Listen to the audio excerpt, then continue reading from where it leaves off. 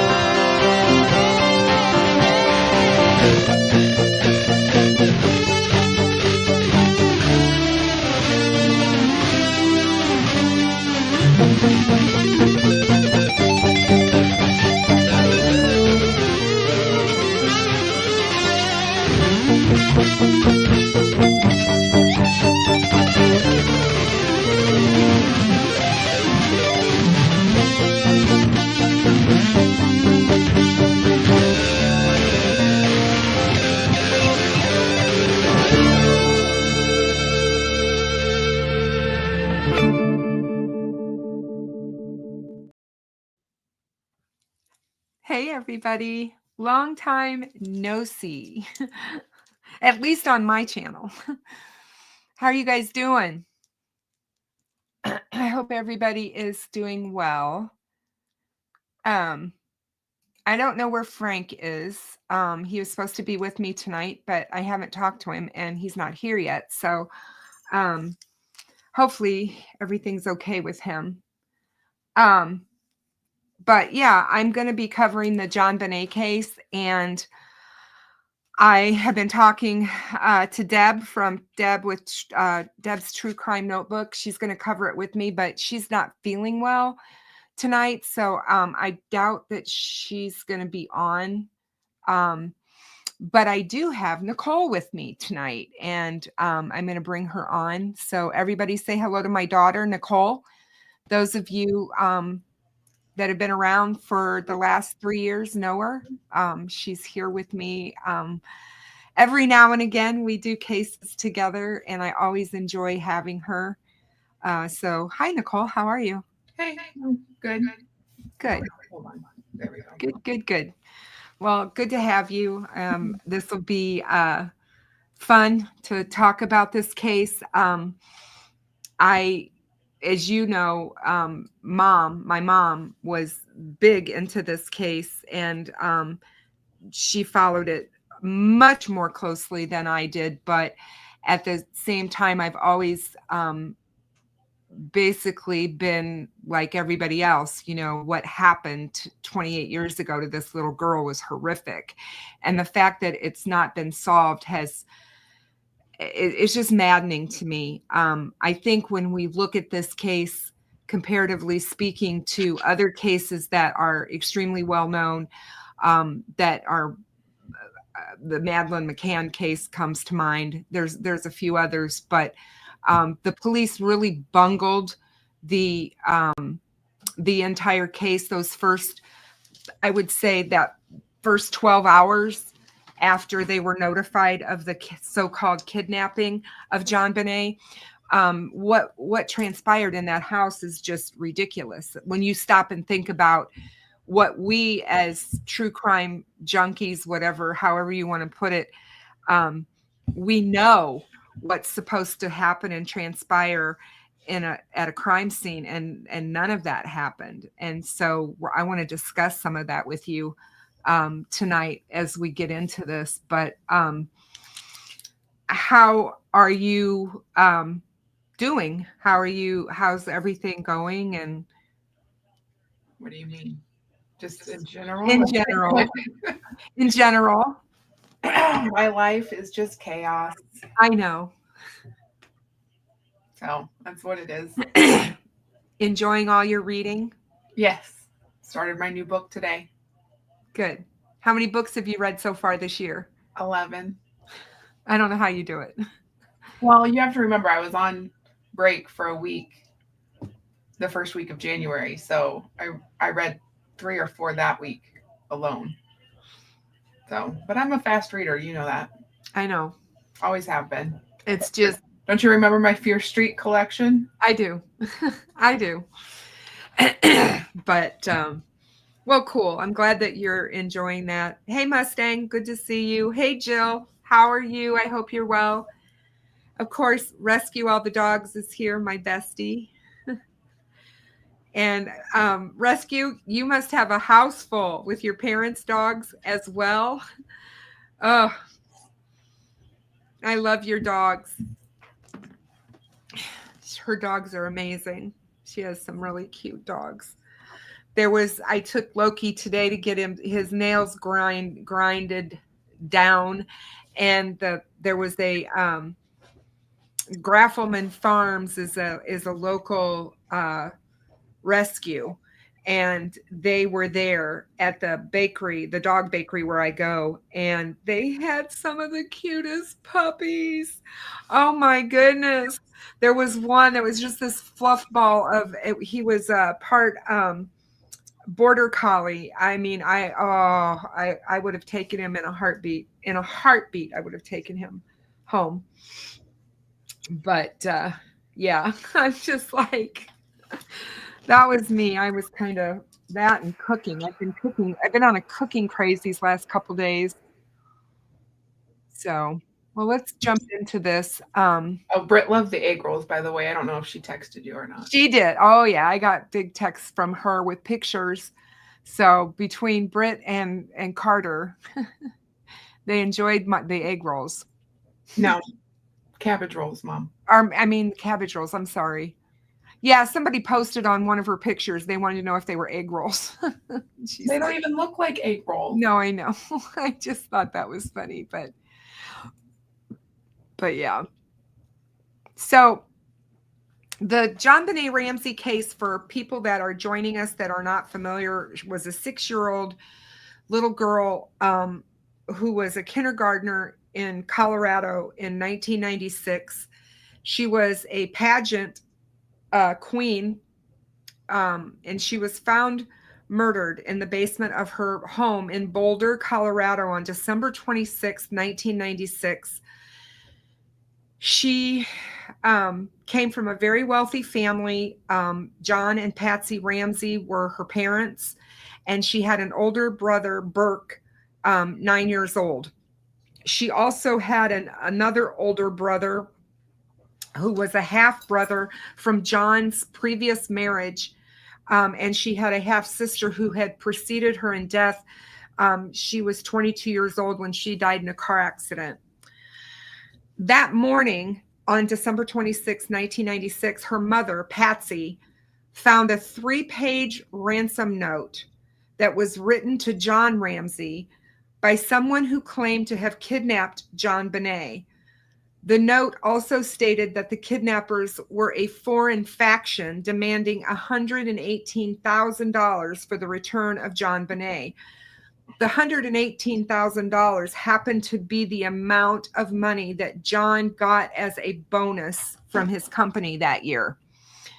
After Patsy called 911, police and the detectives quickly arrived at the Ramsey home, and they lived in a huge mansion, 6,500 square feet in Boulder, 5 bedrooms, 5.5 bathrooms. And this house is unlike any house you've ever encountered. It is cut up into these small rooms and lots of different pathways, and it's just bizarre. It had on the very top floor of the house was a penthouse that had its own, there was a butler kitchen in the house along with a regular kitchen. I mean, this house is massive. When you look at it from the street, it doesn't look that way. That's because the majority of the house is all behind. One of the main detectives to arrive at the Ramsey home that morning was a detective by the name of Linda Arndt. She eventually told Jon to go search the house from top to bottom for anything that was suspicious or out of place might be missing, if they could see if anything might be missing. And Jon proceeded to immediately go with his best friend at the time downstairs to the basement and immediately found Jon Benet. And she was deceased with a garrote fashioned out of a rope that was embedded deep into her neck. She had ropes around her wrists and her arms were above her head, and a broken paintbrush that appeared to be from Patsy Ramsey's art set was what was used to make the garrote. Jon Benet was also sexually assaulted with the paintbrush. And although there are many scenarios regarding who may have done this or who killed Jon Benet, many people believe that it was someone in the home had to have done this, either her dad, her mother, or her brother, and that they staged the kidnapping to cover it up out of fear. The ransom note, the 911 call, and Burke's behavior before and after the murder all serve as really bizarre evidence of Jon and Patsy's involvement in this case, according to many. There have been so many books made about and movies made about this case. It's hard to keep track. She was found 7 hours after she had been reported missing. She sustained a fractured skull. She had been hit over the head and had an 8-inch gash of a fracture in her skull, although there was no broken skin, no bleeding or anything like that, like a broken cut or anything. The autopsy report stated that Jon Benet's official cause of death was asphyxia by strangulation associated with the craniocerebral trauma, and her death was ruled homicide. Her case has generated worldwide public and media interest. In part, I think because her mother, Patsy, was a former beauty queen. She was a Miss West Virginia, and she entered Jon Benet into a number of child beauty pageants and was basically grooming her to be a pageant queen. The Boulder police initially suspected that the long handwritten ransom note that was reportedly found in the home had been written by Patsy, and that the note and the appearance of Jon Benet's body had been staged by Patsy and by her husband, Jon Benet Ramsey, to cover up Jon Benet's killing. In 1999, the police and the district attorney at the time both said that Jon Benet's brother, Burke, who was 9 years old at the time of her death, was not a suspect. Jon Benet's parents gave several televised interviews, but they resisted police questioning except on their terms. And that led a lot of people to suspect them, because who wouldn't work with the police and do everything in their power to help find who did this to their child?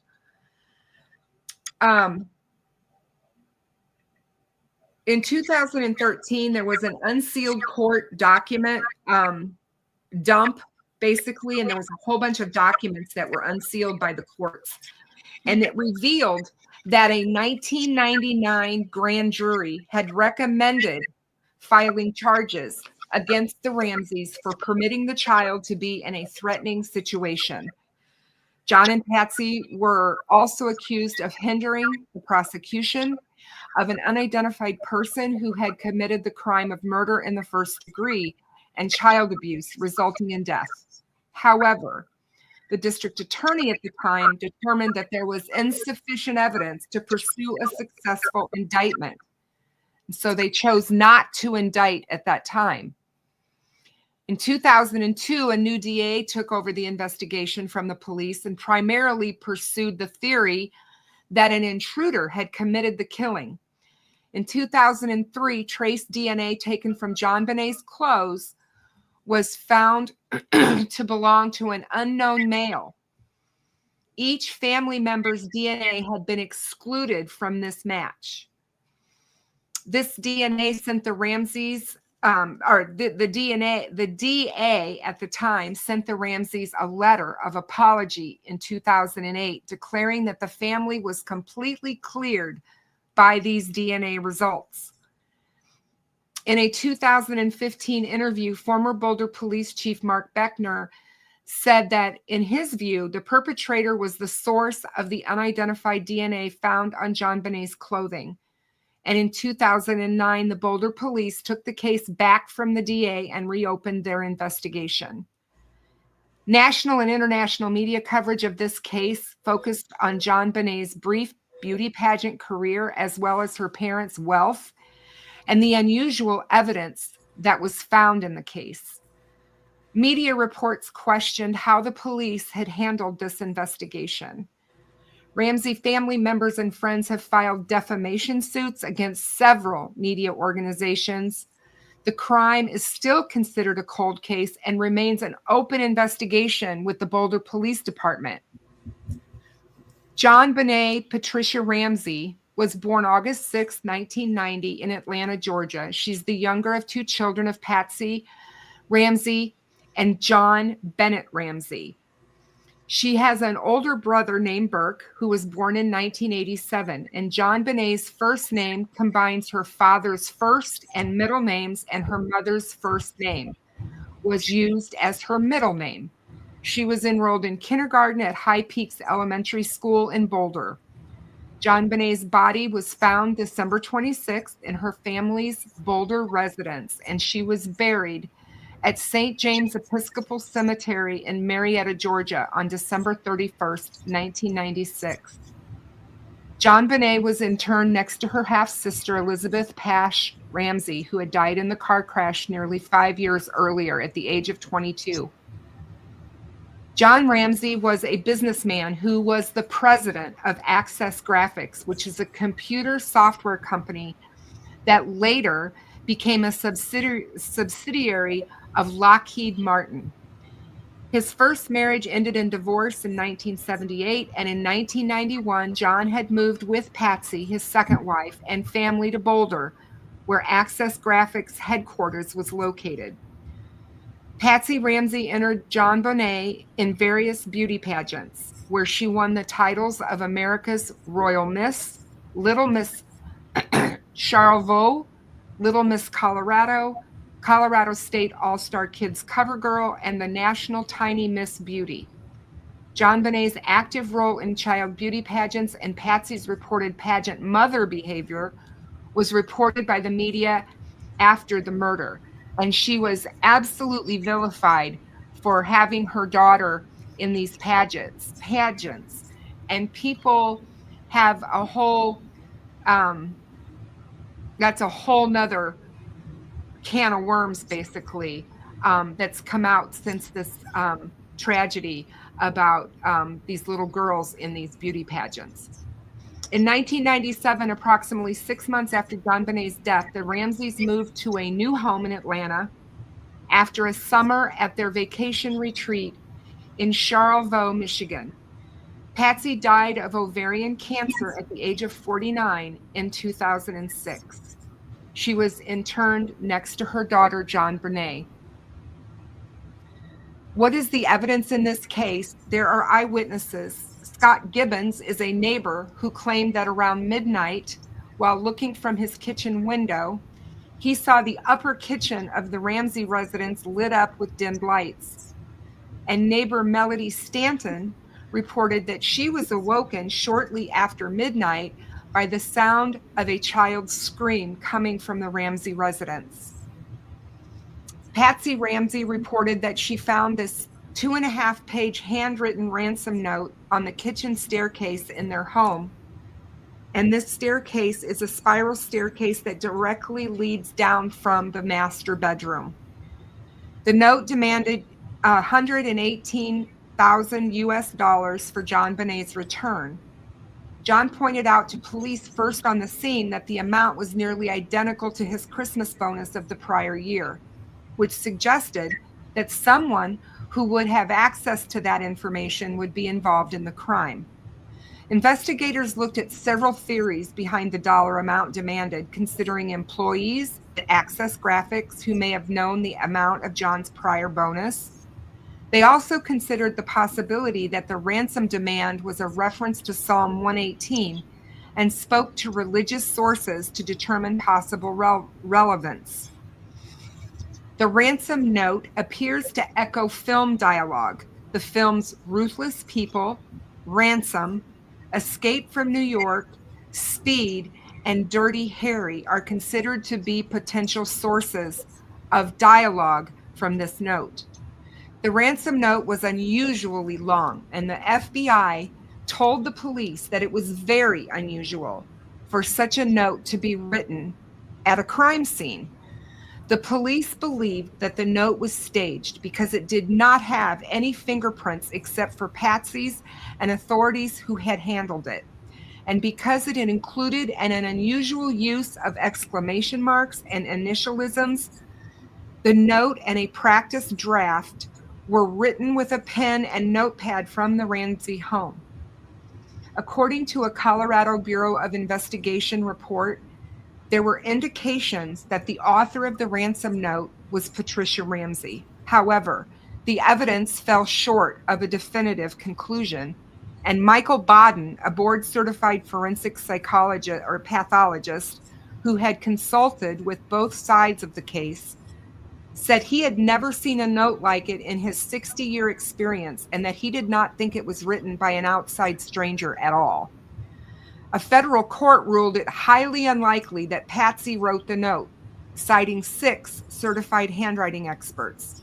The court lamented that the existence of self-proclaimed experts without credentials trying to enter the case by accusing Patsy without scientific basis. The text of the ransom note is, "Mr. Ramsey, listen carefully. We are a group of individuals that represent a small foreign faction. We do respect your business, but not the country that it serves. At this time, we have your daughter in our possession.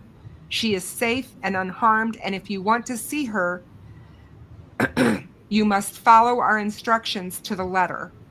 You will withdraw $118,000 from your account. $100,000 will be in $100 bills and the remaining $18,000 in $20 bills. Make sure that you bring an adequate size attaché to the bank. When you get home, you will put the money in a brown paper bag. I will call you between 8 and 10 a.m. tomorrow to instruct you on delivery. The delivery will be exhausting, so I advise you to be rested. If we monitor you getting the money early, we might call you early to arrange an earlier delivery of the money and hence an earlier pickup of your daughter. Any deviation of my instructions will result in the immediate execution of your daughter. You will also be denied her remains for proper burial. The two gentlemen watching over your daughter do not particularly like you, so I advise you to not provoke them. Speaking to anyone about your situation, such as police, FBI, etc., will result in your daughter being beheaded.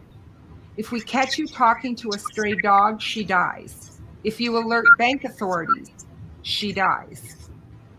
You can try to deceive us, but be warned that we are familiar with law enforcement countermeasures and tactics. You stand a 99% chance of killing your daughter if you try to outsmart us. Follow our instructions and you stand a 100% chance of getting her back. You and your family are under constant scrutiny as well as the authorities. Don't try to grow a brain, Jon. You are not the only fat cat around, so don't think that killing will be difficult. Don't underestimate us, Jon. Use that good Southern common sense of yours.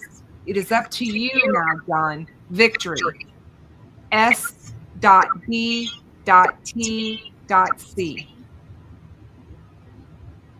The only people known to be in the house on the night of Jon Benet's death were her immediate family, Patsy and Jon Ramsey and their son Burke. The ransom note contained specific instructions against contacting police and friends, but Patsy telephoned the police at 5:52 a.m.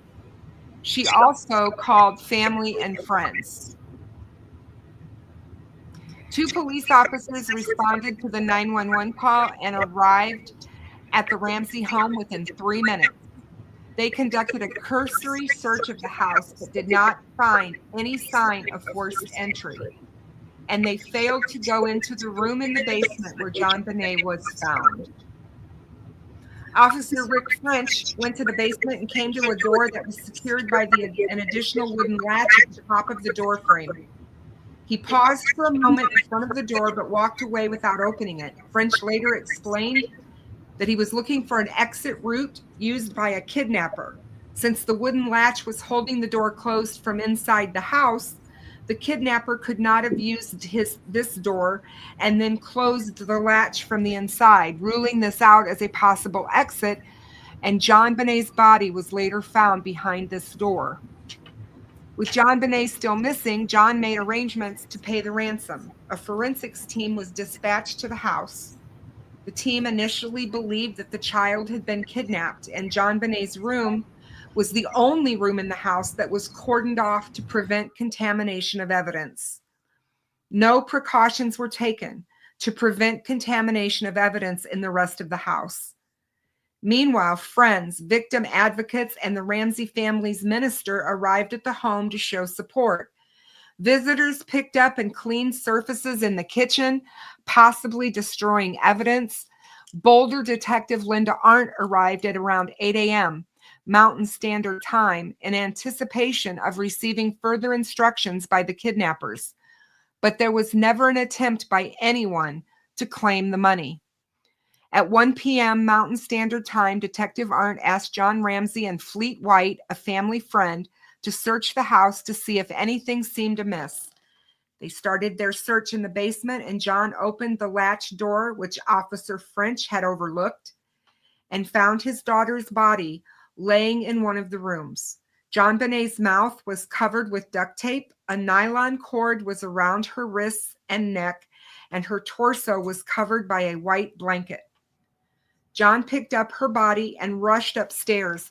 When Jon Benet was moved, the crime scene was further contaminated and critical forensic evidence was disturbed for the returning forensics team. Each of the Ramseys provided handwriting, blood, and hair samples to the police. Jon and Patsy participated in a preliminary interview for more than 2 hours, and Burke was also interviewed within the first couple of weeks. I'm muted. You can talk to me. Jon Benet's death. The trial was not abnormal. What do you mean? It was not set at normal. There was no evidence of conventional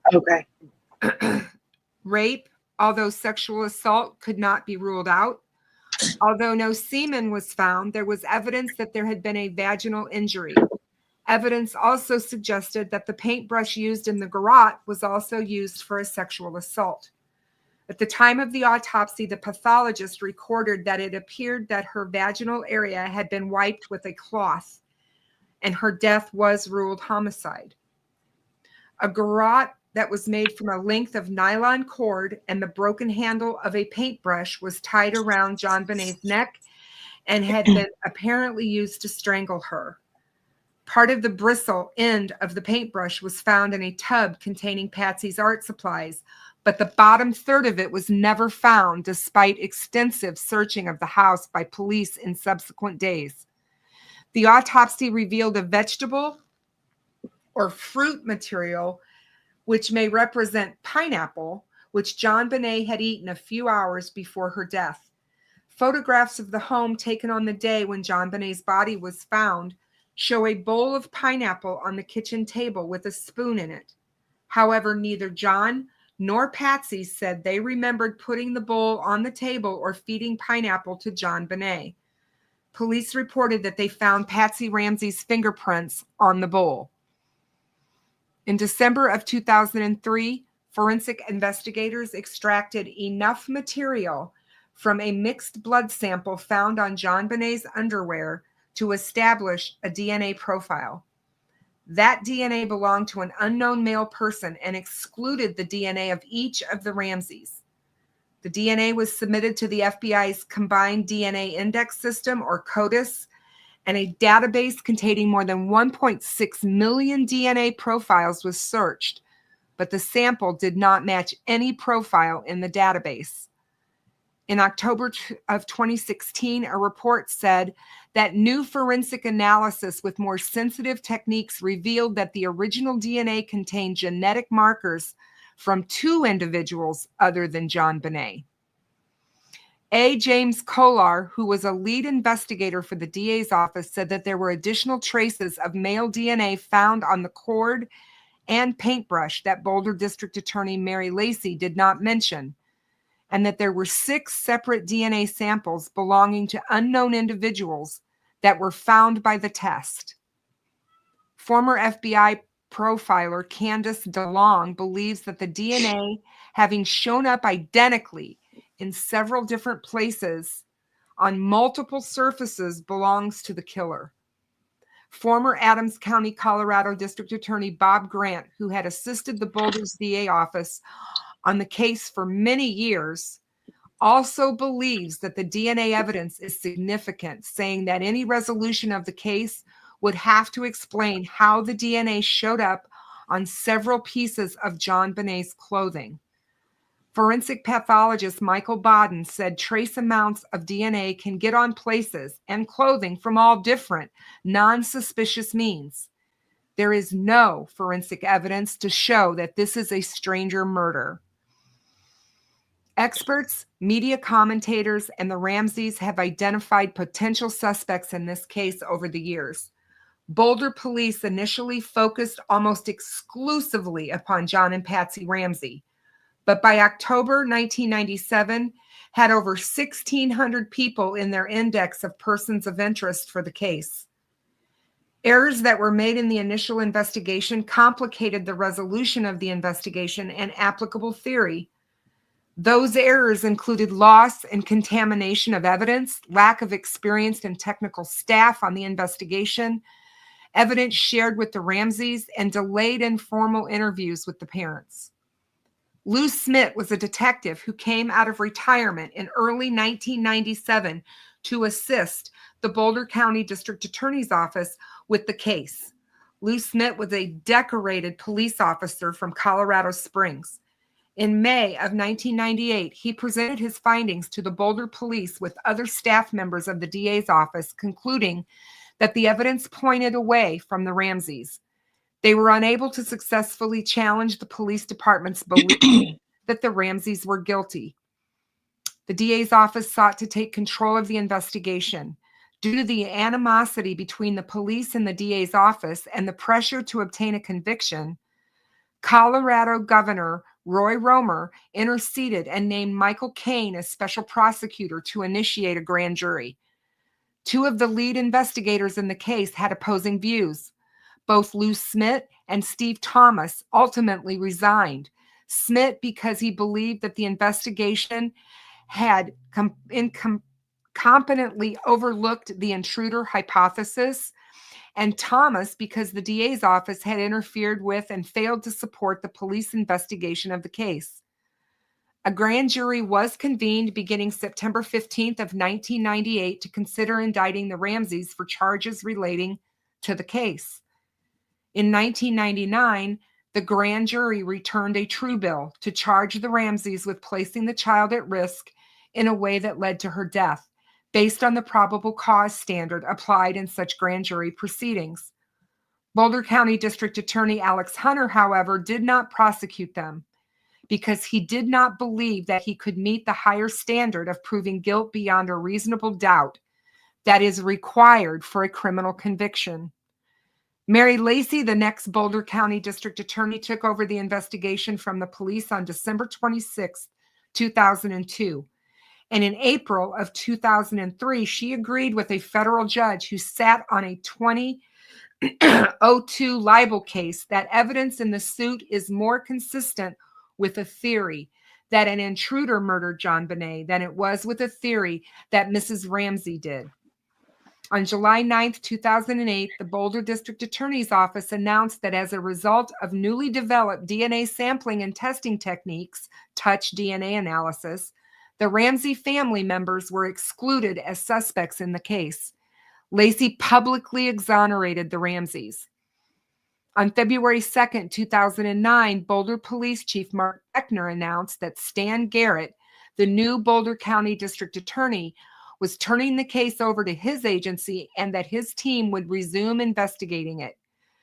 Garnett found that the statute of limitations for the crimes identified in the 1999 grand jury true bill had expired and did not pursue review of the case against the Ramseys. In October 2010, the Boulder Police reopened the cold case. New interviews were conducted following a fresh inquiry by a committee that included state and federal investigators. Police were expected to use the latest DNA technology in their investigation. There was no new information gleaned from those interviews. It was reported in September of 2016 that the investigation into Jon Benet's death continues to be an active homicide case, per Boulder Police Chief Greg Testa. In 2015, Beckner disagreed with exonerating the Ramseys, stating exonerating anyone based on a small piece of evidence that has not yet been proven to be even connected to the crime is absurd. He also stated that the unknown DNA from Jon Benet's clothing has to be the focus of the investigation at this point in time, and that until one can prove otherwise, the suspect is the donator of that unknown DNA.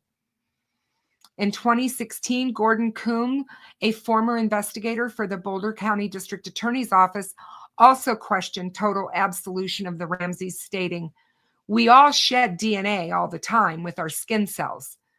It can be deposited anywhere and at any time for various reasons that are benign. To clear somebody just on the premise of touch DNA, especially when you have a situation where the crime scene wasn't secure at the beginning, really is a stretch." Stephen E. Pitt, a forensic psychiatrist hired by Boulder authorities, said, "Lacey's public exoneration of the Ramseys was a big slap in the face to Chief Beckner and the core group of detectives who had been working on the case for years." There are two primary theories in this case about Jon Benet's death, and we're going to discuss those tonight. The family member theory, Jon Benet was killed by one or more of her family members that lived in that house with her that night, or the intruder theory, an intruder committed the crime. In the family member theory, Boulder police initially concentrated almost exclusively upon Jon Benet's parents. According to Greg McCrae, a retired FBI profiler, statistically, it is 12-1 probability that it's a family member or a caregiver who is involved in the homicide of a child. The police saw no evidence of a forced entry, but they did see evidence of staging of the scene, such as the ransom note. They did not find the Ramseys cooperative in helping to solve the case. The Ramseys had said their reluctance was due to their fear that there would not be a full investigation for intruders and that they would be hastily selected as the key suspects in the case, according to the Daily Camera. John Edward Douglas, a former FBI special agent and criminal profiler, contends that Jon and Patsy Ramsey did not kill their daughter.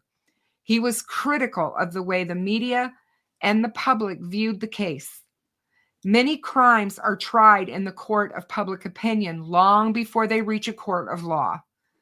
But I know of no other case in which the majority of people have decided the solution based on statistics. I know of no other case in which the public substantially believes what has been reported in the tabloids. I know of no other case in which the mainline media have let the tabloids take the lead and then reported on their reporting. And I know of no other case in which largely respectable television programs have so tried to outdo each other in sensationalism. One theory is that Patsy struck Jon Benet in a fit of rage after a bedwetting episode and strangled her to cover up what had happened after mistakenly thinking she was already deceased.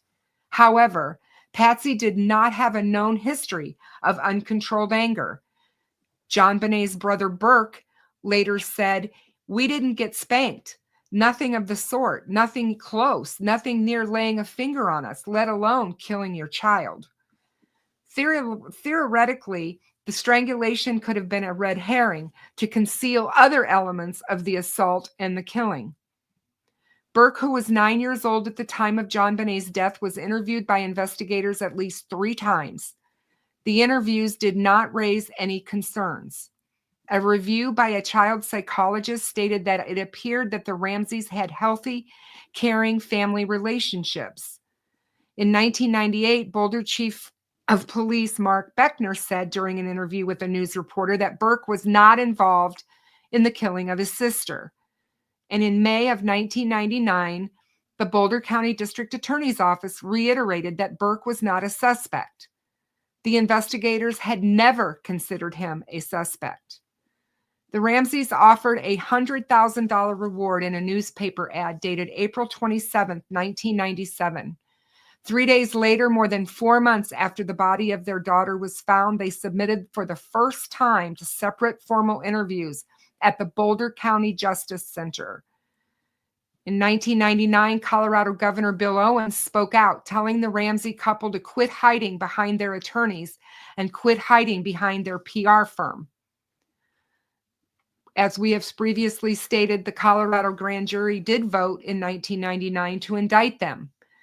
And the indictment cited 2 counts each of child abuse and said the parents did unlawfully, knowingly, recklessly, and feloniously permit a child to be unreasonably placed into a situation that posed a threat of injury to the child's life or health, which resulted in the death of Jon Benet Ramsey, a child under the age of 16. Among the experts who testified in the case in front of the grand jury were DNA specialist Barry Scheck. If you remember him, he was very prominent in the O.J. Simpson trial, and forensic expert Henry Lee. Dr. Henry Lee is world-renowned in his field. On October 13, 1999, District Attorney Alex Hunter refused to sign the indictment, saying that the evidence was sufficient for prosecution. In 2002, the statute of limitations on the grand jury's charges expired. The grand jury's vote to indict was not revealed publicly until October 25th of 2013, when the sealed documents were released. The case of Jon Benet Ramsey, a show broadcast on CBS on September 18th and 19th of 2016, used a group of experts to evaluate the evidence in the case. The group theorized that Burke had hit his sister in the head with a heavy object, possibly the flashlight that was sitting on the counter in the kitchen, after she stole a piece of pineapple from his bowl, perhaps not intending to kill her. They suggested that the ransom letter was an attempt to cover up the circumstances of Jon Benet's death. On behalf of Burke Ramsey, his counsel filed defamation lawsuits against CBS, the producers of the program, and several of its participants based on many of its claims. The police and the prosecutors followed leads for intruders, partly due to the unidentified boot mark that was left in the basement room where Jon Benet's body was found. Early persons of interest, including neighbor Bill McReynolds, Chris Wolf, a local reporter whose then girlfriend reported him as a suspect, family housekeeper Linda Hoffman Pugh, and a man named Michael Helgoth, who died in an apparent suicide shortly after Jon Benet's death. Hundreds of DNA tests were performed to find a match to the DNA recovered during her autopsy. In a 2003 defamation lawsuit related to the case Wolf versus Ramsey, involving the Ramseys publicly identifying an early suspect in the case, Judge Julie Carn wrote, "There is virtually no evidence to support Wolf's theory that the Ramseys murdered their child, but abundant evidence to support their belief that an intruder entered their home at some point during the night of December 25th, 1996, and killed their daughter." Lou Smith, a detective in the case, assessed the evidence and concluded that an intruder had committed the crime. On the night Jon Benet was killed, there had been 2 windows that were left slightly open to allow for electrical cords for the outside Christmas lights to pass through, a broken basement window, and 1 unlocked door. Smith's theory was that someone entered the Ramsey home through the broken basement window. Critics have questioned this theory because there was an intact cobweb in the basement window. The steel grate that covered the window also had undisturbed cobwebs, and the foliage around the grate had been undisturbed. There were also cobwebs in the tracks of various windows, and dust and debris were on some sills. Smith believed that the intruder subdued Jon Benet using a stun gun and took her down to the basement. Jon Benet was killed and a ransom note was left. Smith's theory was supported by former FBI agent John Douglas, who had been hired by the Ramsey family. Believing that the Ramseys were innocent, Smith resigned from the investigation on November 20th, 1998, 5 days after the grand jury was convened against the Ramseys. While no longer an official investigator on the case, Smith continued to work on it until his death in 2010. Author Stephen Singular, in his book Presumed Guilty from 1999, revised in 2016, refers to consultations with cybercrime specialists to argue that Jon Benet attracted the attention of child pornographers and pedophiles affiliated with child pageant scene. Singular further believes the investigation was overly focused on the Ramsey parents, hampering investigation into alternative scenarios. And the Ramseys were not responsible for the murder, other than perhaps unwittingly exposing their daughter to sexual predators. Singular speculated that this scenario explains why the grand jury did not recommend indicting the Ramsey parents for murder, but for child abuse or endangerment for placing their daughter into a risky situation. It was determined that there had been more than 100 burglaries in the Ramsey neighborhood in the months before Jon Benet's murder. There were 38 registered sex offenders living within a 2-mile radius of the Ramsey home. In 2001, former Boulder County prosecutor Tripp DeMuth and Boulder County Sheriff's Detective Steve Ainsworth stated that there should be a more aggressive investigation of the intruder theory. One of the individuals who Smith identified as a suspect was Gary Howard Oliva, who was arrested for 2 counts of attempted sexual exploitation of a child and 1 count of sexual exploitation of a child charges in June of 2016, according to Boulder's Daily Camera.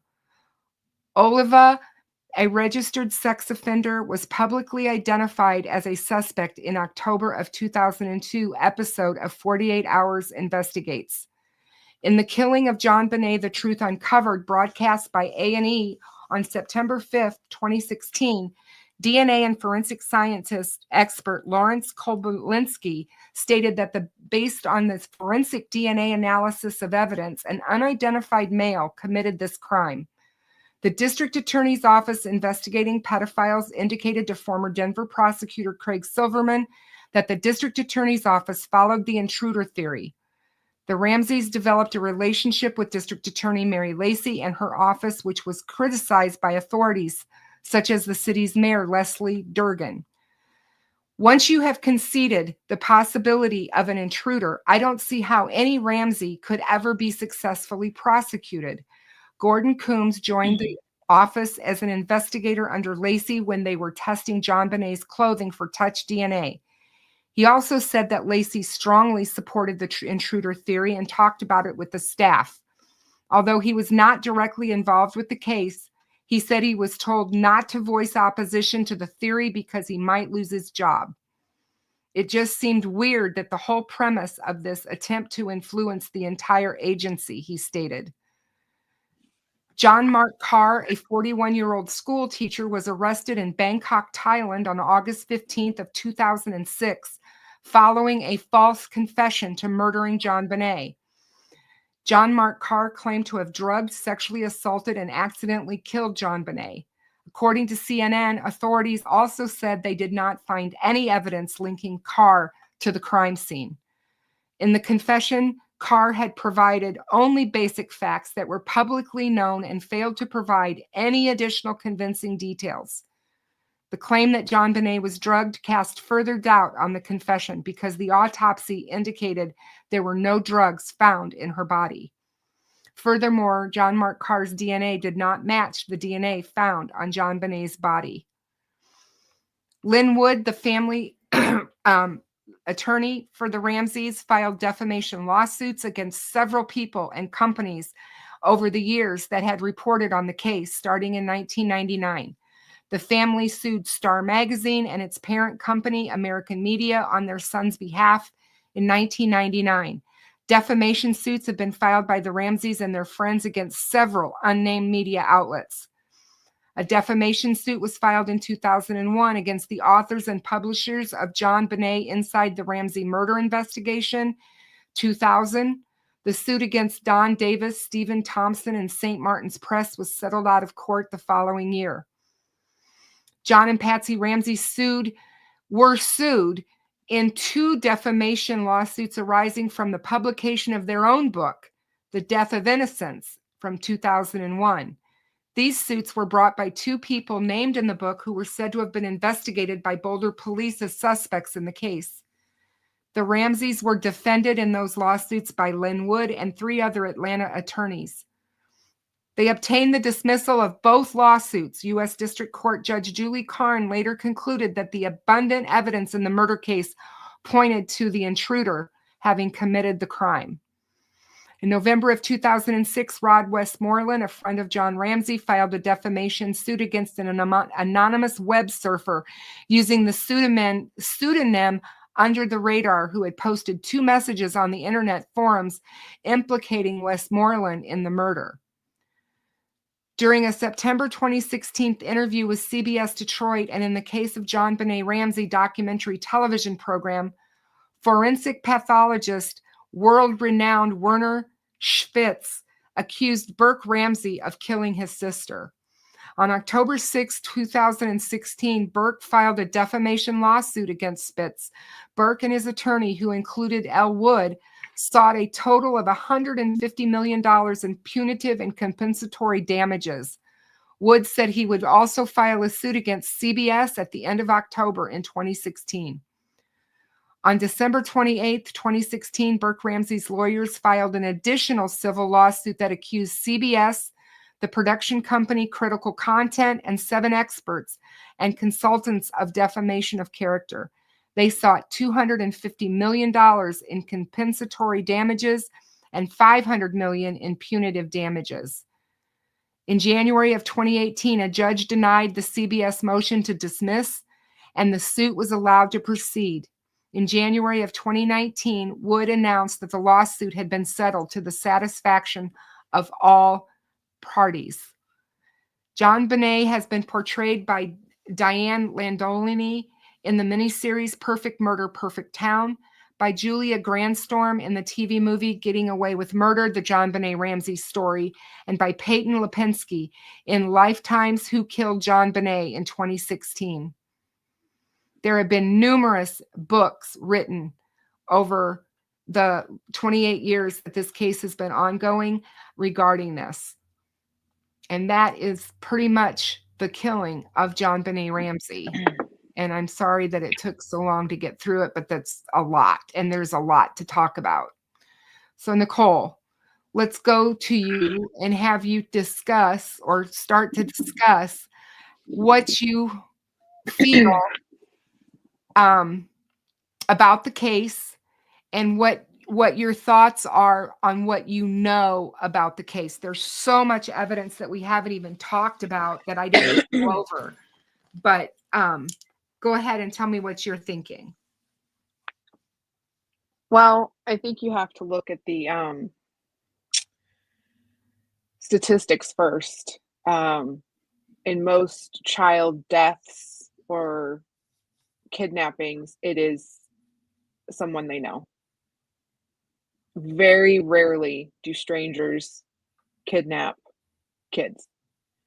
And when they do, it's usually because of convenience. And this was not a crime of convenience, because if it's an outside person, they're going to have to get into the house. There's a lot of risk that goes on. It's not like she was just taken off the street while walking to school or something like that. My next big issue is the ransom note. Who sits there and writes a 2.5, almost 3-page ransom note while you are in someone else's home? Again, that's high risk. Even if they weren't home, you didn't exactly, they could have come home at any time. Because I did see some people in the comments thinking that the intruder was already in the house. Well, then how did the intruder get in the house? Yeah, there's no sign of a break-in. There's no sign of a break-in. There's no sign of anything. The basement window is completely ruled out, in my opinion, because there's no sign of a disturbance. And if somebody's coming in through that window, there's not going to be a cobweb there. The shrubbery and whatever it was that was around the outside is going to be disturbed in some way. Branches broken, feet prints, something. So that's all evidence. There had been snow the night before. There was a level of snow. It was very small, but there was snow, and there were no footprints. This was something that they talked about, that there were no footprints, and there would have been. But they did find a bicycle.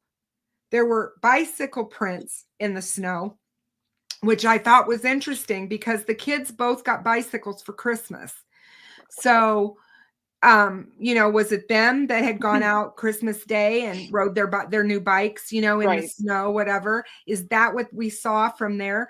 Because again, if you've got an intruder, how the heck did they get through the snow without making footprints? They don't. Unless, it's magical. Right. No, exactly. But let's go back to the ransom note, because there's a lot of heated opinions about this ransom note. So I don't know how much anybody really knows about handwriting experts, but they're extremely accurate. Extremely accurate. Now, I'm not saying that Patsy didn't write it, but I am saying that I put my trust in the experts because I'm not a handwriting expert. But it is suspicious. So you have to take that with a grain of salt, I guess is my advice on that one.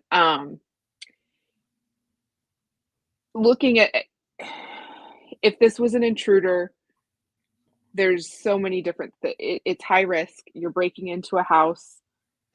It's the middle of the night. Everyone's asleep. So any noise you make could possibly wake them up.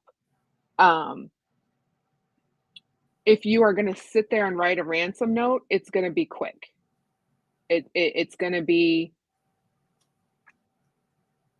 not thought out and garbled. I mean, it wasn't even a thought out ransom note. It jumped all over the place, and a lot of it didn't really flow and make sense. I guess for me, there's just a lot of contradictory evidence in this case, because she did have foreign DNA on her that doesn't match anybody in the house. So then my question is, well, we can't necessarily prove when that DNA got on her. Bingo. She had been to numerous Christmas parties over a 2.5 day period. She had been at some sort of a party. I think she had been at some other kind of an event on the 24th. On the 25th, we know that she had Christmas with her own family, and then Christmas night, or the evening of Christmas, she went to the Whites for Christmas dinner that night, and they were there until about 10 o'clock at night, and then they came home. What I think is interesting is there's a ton of people around during these parties. These were, lots of people were there. So touch DNA, we get it constantly wherever we are shedding DNA, and we're getting touch DNA from other people on us, and people don't realize that.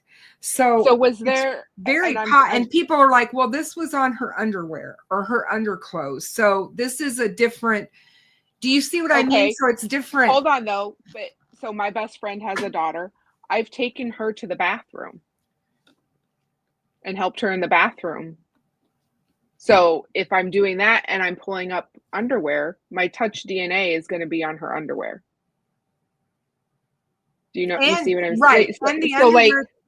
So just because there's touch DNA on the underwear doesn't mean that that's the person who committed the crime either. Absolutely.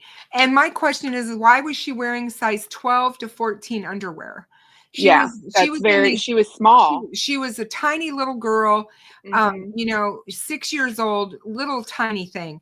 And here she had these big underwear on. She had weird clothes on. And I'm like, was that used to shame her? Was that something, was she being punished because she did wet the bed? And this was a shaming thing that her mom did? Because I know a lot of what I've been reading and researching on this case, Patsy worried a lot about what people thought of them as a family, of Jon, of his business, and of Jon Benet. She didn't want her image to be tarnished. So let's talk about that, because there was a comment earlier where somebody said that they were doting parents and, all those good things. And like I've said many times on your channel, you never truly know somebody, and you're only getting a glimpse of their life. Yeah, you don't know how doting they were. You didn't live there. You didn't live in that house. Now, no. I know that Burke said that they never got spanked or hit, but there's other forms of abuse and neglect. People, and it's a double-edged sword, because people want to judge them for the pageantry things, but if that was something that Jon Benet enjoyed doing, which I don't know, then I would encourage my child to do that regardless, if it's something that they're truly passionate about. But you can't just sit there and say, oh, well, they were doting and loving parents, because there's a lot of child abuse, especially in wealthy families, that is extremely well hidden. Oh, absolutely. Absolutely. And, there was, and especially if you're worried about outsiders' opinions, you're going to put the fear of God into your children that you don't speak about it. Yeah. So. And the Saint's right. Patsy's fibers were found on the duct tape that was over Jon Benet's mouth. But again, the defense is just going to say it was their duct tape. That was their duct tape. This was their house. You're going to expect to find their DNA and their fibers, going to be all over their place. stuff there. That's what the defense is going to say. Yeah, about this. And both parents were. John picked her up, so he took the duct tape off. So his stuff's all over it.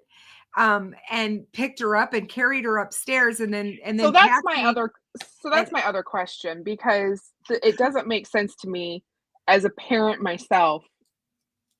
You wake up in the morning, there's this note on your stairs. The first thing I'm going to do is search my entire house.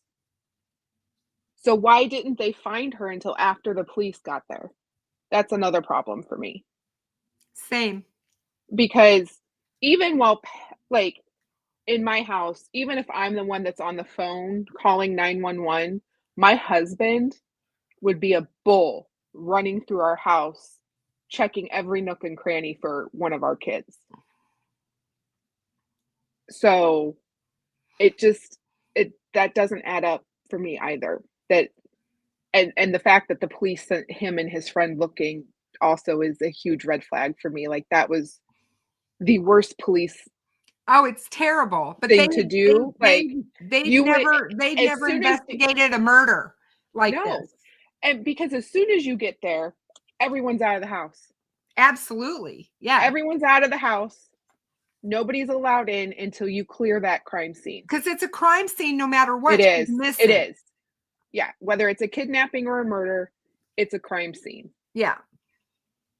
And so you certainly don't allow family members and friends to clean the kitchen and to do the dishes and all the things that were happening. Right. I mean, look at what they did as far as damaging any potential evidence. Yeah. So, I mean, there's just, I mean, you know what my theory is, so.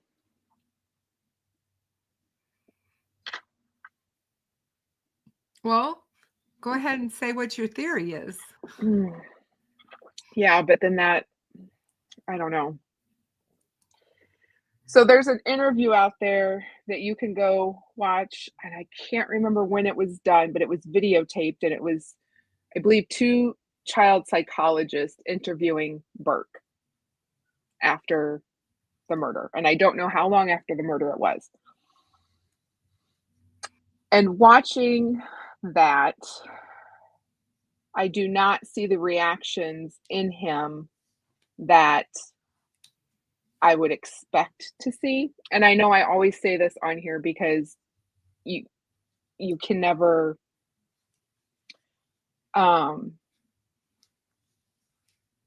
truly understand somebody's grief process, and some people are more calm than others.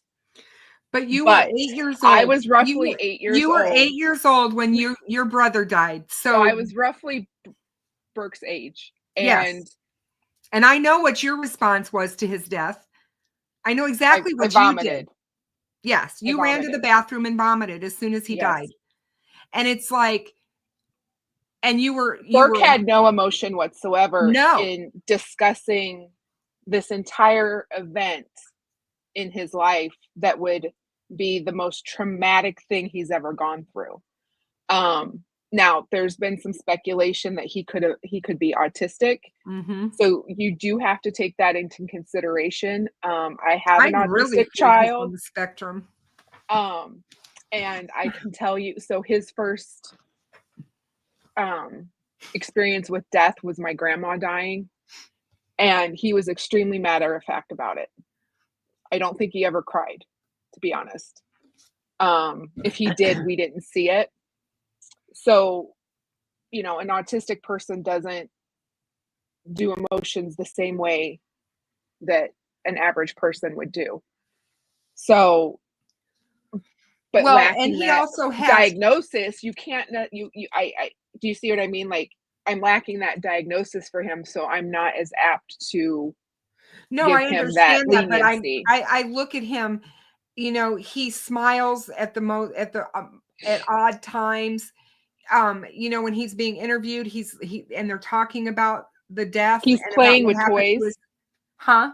He was playing with toys during the interview. Yeah, I know. I mean, everything was It just was just, um yeah, she died. He was more worried about like what was going to be happening the next day or something like that with yeah. what he was talking to the He investigators. said he just went on and lived his life, is Yeah, basically what he what said. he said. So I have a problem with that because even though my son's autistic, he is extremely bonded to his two siblings. And he would show emotion, I think. And so and there is evidence that Burke had been violent towards her in the past. Yeah, he hit her with And in the face so, with a golf club. so that's a red flag.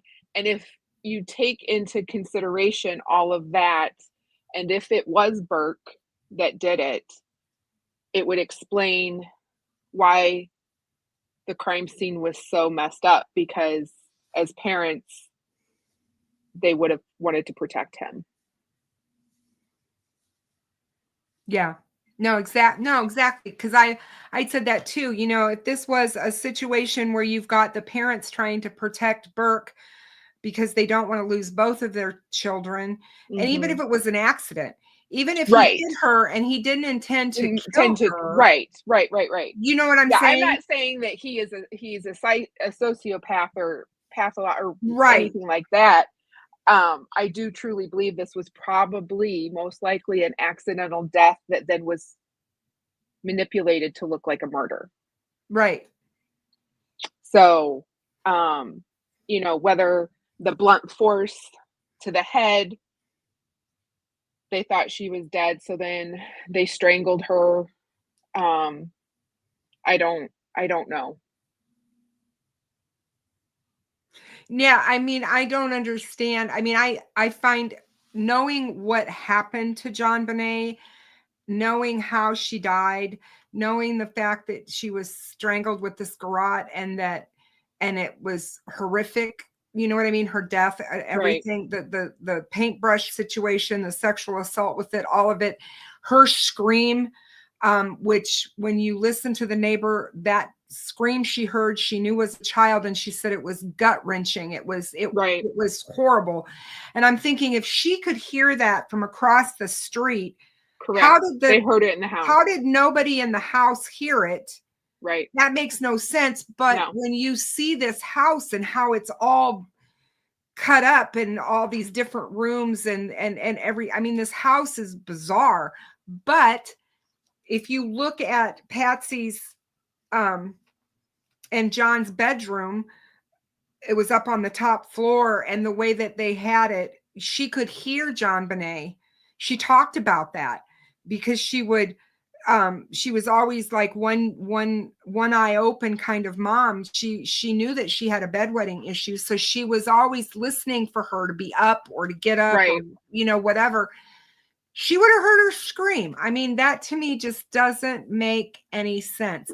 And I know a lot of people now are saying, well, look at John. He's been fighting all these years to find the person. And I'm like, if he has He's to, trying to protect his son. He has to go along with the narrative they created. If it was a created narrative, if they did this, staged all this, they would have to keep that up. They would have to keep that air up. Yeah. To continue it. So I'm part of me feels that we'll never know in this I don't think case. we will. I don't think we're going to ever know definitively. I don't think that, short of a confession from whoever did do it, and even that, I don't know that people, because the evidence is so tainted, and there's always that reasonable doubt. But I definitely think that the stranger has been ruled out, in my opinion, because, I mean, how would they have gotten in? unless the Ramseys let them in, which I guess is a possibility. Well, that's also something that people have said too, as well. And they focused on Santa Claus. That was they had hired this elderly man to be Santa Claus at their Christmas party for a number of different years. He loved Jon Benet, and they focused on him. The police looked at him. The police looked at the housekeeper. So, hold on. Look at Farmer's comment. Hey, Farmer. So if it was the brother, this is just my theory. I think he hit her over the head with something, and that was the scream that the neighbor heard. And then possibly the parents woke up, or he went and got his parents, because I do believe it was accidental. I don't think that he intended to do that or to kill her. But then the parents did the other. Like, I don't think that Burke would have been strong enough to strangle her.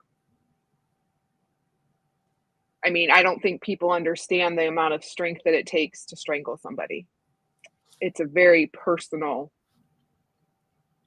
way to kill somebody. And you have to do it for quite a while. Those 4 minutes are that's like it's an brutal. eternity. So I mean, for a parent to do that to their child even is pushing it. But I don't think that there's any possible way that Burke did the strangling. Yeah, I mean, the fact that he had hit her across the face with a golf club, Mm-hmm. You can, if this child is on the spectrum, and this child, you and I both know that they can have outbursts of anger. Yes. That their outbursts of anger are different than a lot of times how we deal with our outbursts. And if he was mad and just reached and grabbed, and that flashlight was there, that mag flashlight was there, and he picked that up and hit her. There, you have to dig into the history of this family. Burke was 3 years old when Jon Benet came into the picture, and he was spoiled. He was, for all intents and purposes, it looked like their life revolved around him, and he resented her. He did not like it when she got all the attention that she got and he didn't get it. So that can create and foster some aggression, especially if he did have autism or other mental health. Brings up the fact that bedwetting, are common problems in abused households. It is. And that's the truth, but it's also very common just in normal kids, as we as a family know. Yep. And especially, and I think that, and I didn't know this until I had my oldest, but bedwetting in kids beyond the age of 5 and 6 is significantly higher than what we think it is. It is, and especially in boys. Right. And depending on how soundly you sleep plays a huge part in that. So, because 2 of my kids wet the bed well past the age of 5. And it happens.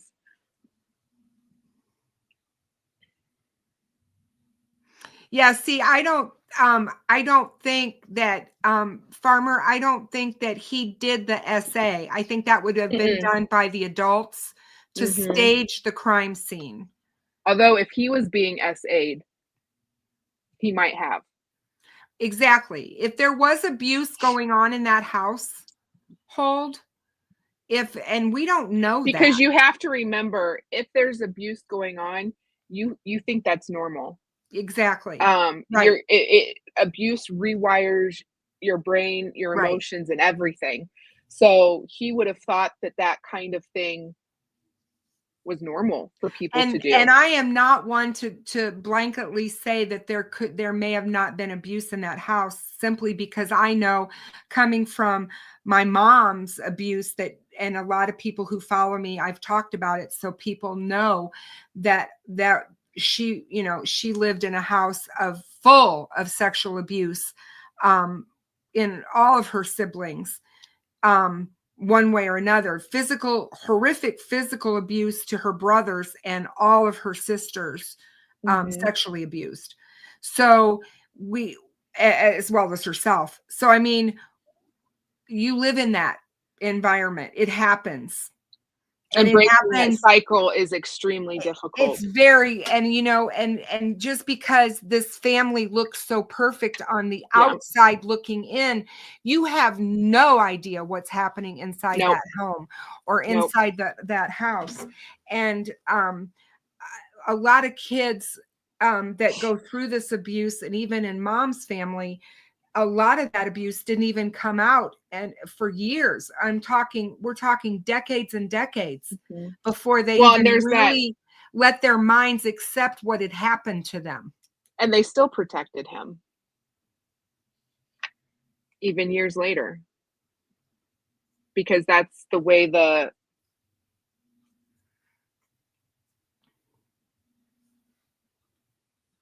I'm not saying anybody SA'd anybody.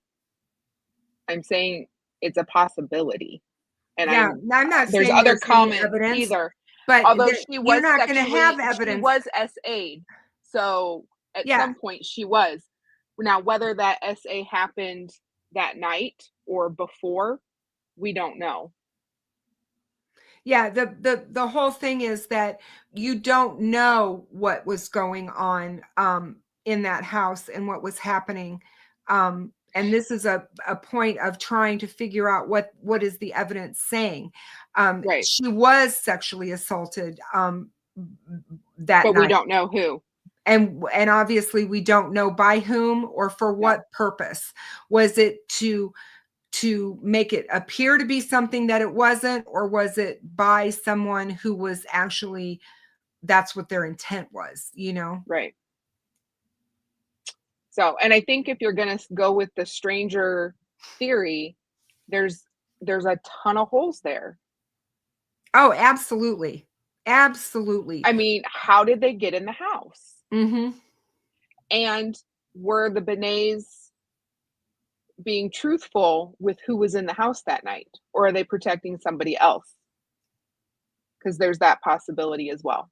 Well, you know, the stories have changed too, and their narrative has changed over time. You know, when Jon was first interviewed, he stated that Linda Arndt asked him about that night and everything, and he said, "Oh, well, before I went to bed, you know, we got home around 10. Jon Benet was asleep. I carried her upstairs and put her into bed. Patsy went in and changed her or whatever, and that was that." Well, then later on, he said that he read both her and Burke a story. Okay, what is it? Either she was asleep and you put her to bed, or you read her a story. You can't do both. He also said that he went around and checked every door and every window in the house to make sure that they were secured. Well, that's not true. If there was a door and a window that was left open because of Christmas extension cords and extension cords, which I just went over. When you look at the police reports in this case versus the narrative that has gone, and that's what happens when you start telling lies and you're not telling the truth. Things catch up with you because you forget what you've told. And then every single year after year, you've got to keep everything in order. And as a parent, why would you not cooperate with the police fully? Like, especially if you're innocent. Yeah. Like, I don't understand that. Because squeaky wheel, just because it's unidentified male DNA doesn't mean that that's an intruder. Mm-mm. It could be touch DNA from something else. They've even said that.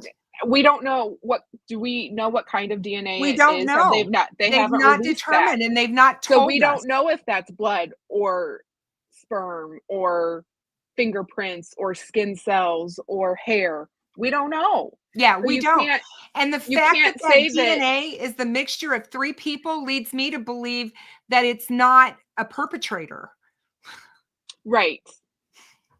Or that they can't get a clean DNA sample from it Yep.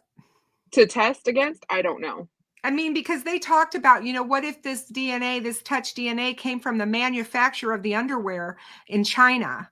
You're never going to find that person. They're never going to appear in a DNA database. And I agree with what the saint has said here. You have to go back. What parent whose child has been murdered doesn't throw down the gauntlet with police and say, look at everybody. Take my DNA, test test me, everything, do whatever you have to. I want to find because you want to be killer. excluded immediately, so then they can focus on. You don't go get a the real PR thing. firm. Yeah, you don't hire a PR firm and lawyers and refuse to talk to police for months and months. Mm-mm. That has bothered me since day one. And Patsy's interview, if you watch her one interview where she talks about where she sits there, and I know she was highly medicated during it, you can tell, but she says, hold your babies close to you or keep your babies close to you or whatever. You know how I feel about this kind of stuff. And because of me losing my son, losing my little boy, I know that feeling, that gut-wrenching feeling of loss. And I never saw real tears from that woman. It goes back to Susan Smith. I feel the same. You know what I'm saying? It's like, I don't feel Patsy's an actress. They talk about that. It's what she did for her Miss West Virginia pageant. She was a great little actress and all of this. And I just think that she could put on a show. And I have a problem with the fact that they came out and cleared family. I can't believe that they cleared family without knowing more. With touch DNA that they haven't even tested. It's mind-boggling to me. Yeah.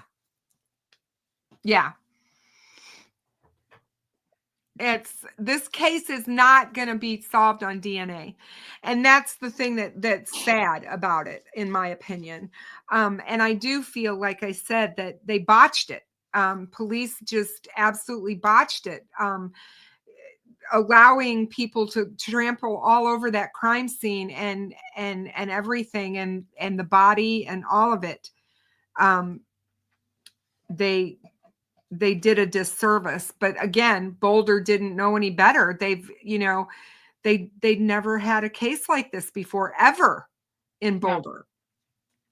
And the majority of those investigators, the detectives, had not even investigated a murder. Right. Well, it's not a high crime area, so. Yeah.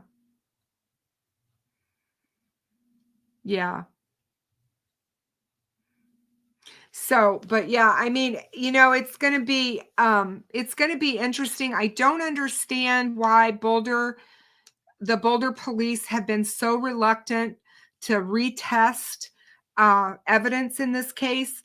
I do know that the evidence that they have from Jon Benet's underwear is a small sample, whatever that means, and that they have said that if they test it, it will destroy it.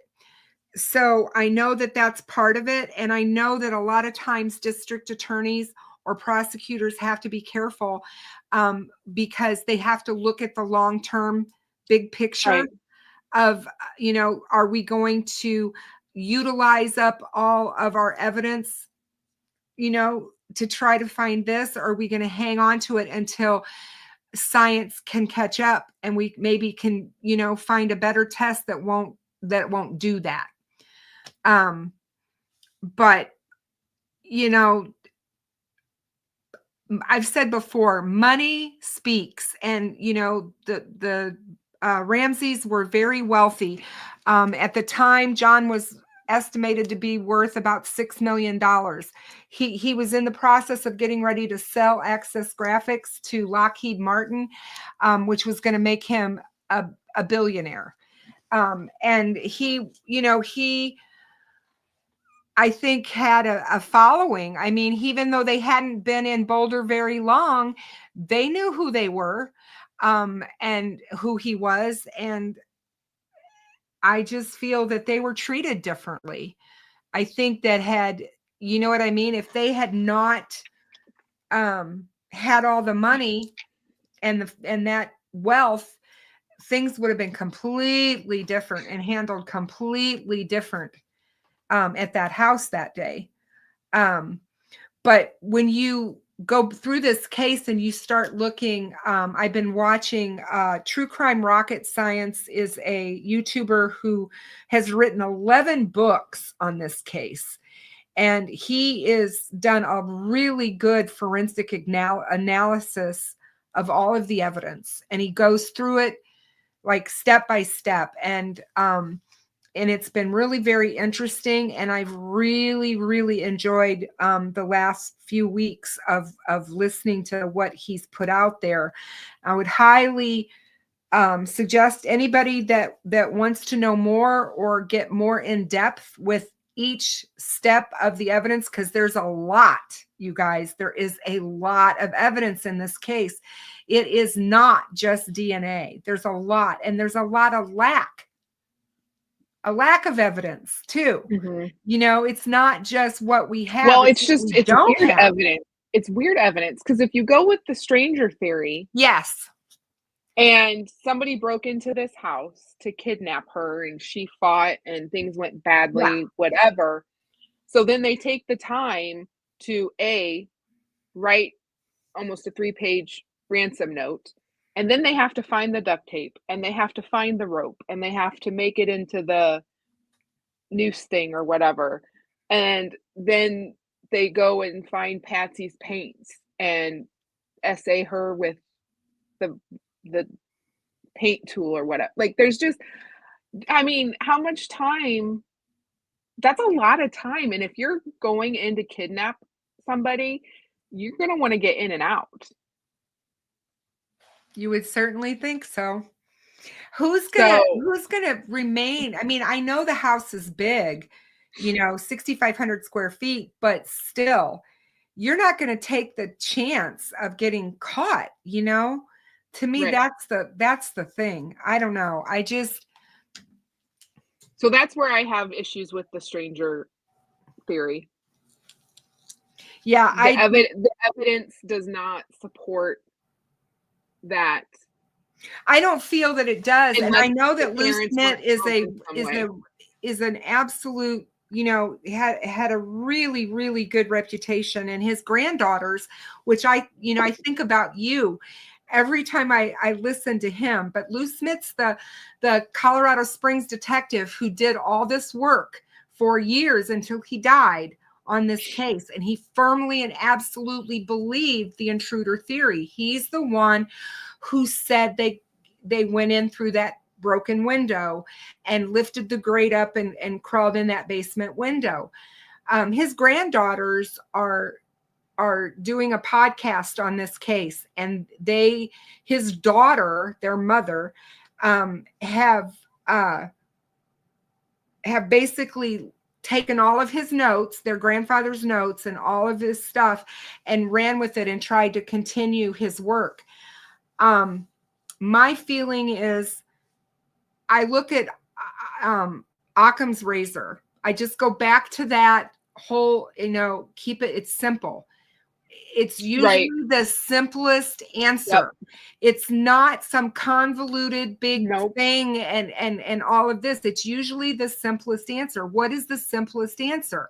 It's somebody usually when a child of the age of 6 is murdered in their own home, it's by someone in the home. It's not by an intruder. No, it's not.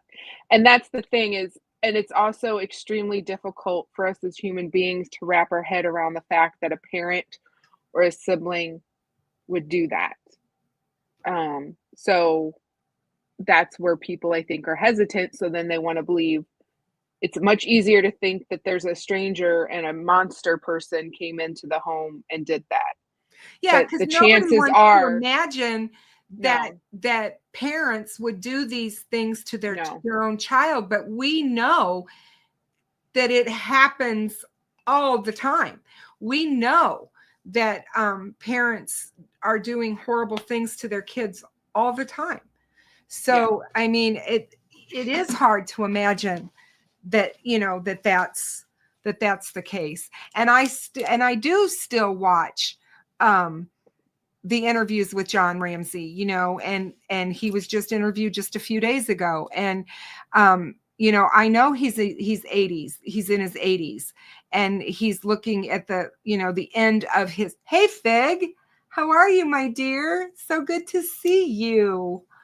That he is looking at the end of his life. You know what I mean? Right. And stuff. And I, like I said, if you're trying to maintain a narrative, you have to continue that your whole, you know, especially if you're protecting someone. Yep. So, you know, and doesn't do any interviews, which does not mean that doesn't mean anything. I'm just saying that he has kept himself out of the public eye. You know, he did. And he's 37 years old now. So, you know, and I can't really blame him for that because, you know, it's probably not something I'd want to talk about. Right. I mean, I've always felt that it was the family. I've always felt that it was somebody or in the house. family knows something. There's something that they're not sharing or that they're hiding, and I don't know what it is. But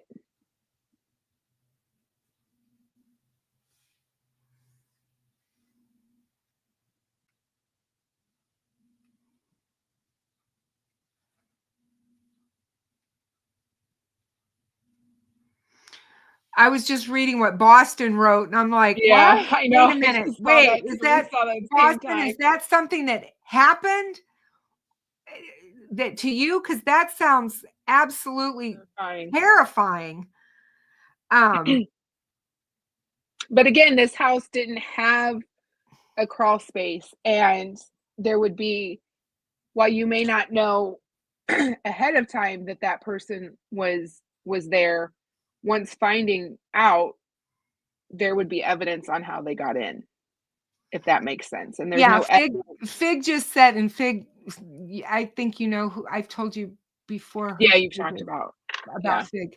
But anyway, Fig says nobody saw an intruder, heard an intruder. There's no evidence that unequivocally proved an intruder was in the house. The weak trace DNA could have come from anywhere. Yes, absolutely. And that's me. I just don't feel that there's any evidence of an intruder. I don't see the evidence. To me, it's missing. The biggest thing would be, where are the prints of the feet walking into that house somewhere? Where's the prints on the grate? Where's the prints on the window, on the windowsill? John was there.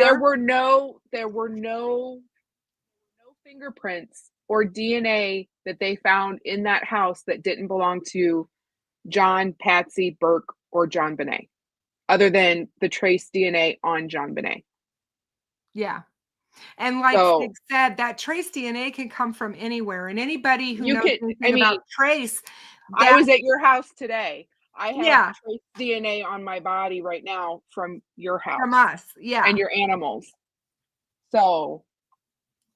Yeah. And it doesn't mean that you're going to come in my house tonight. You know what I mean? Like, it's just.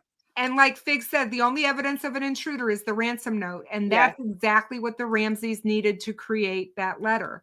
That was the point. It was to lead.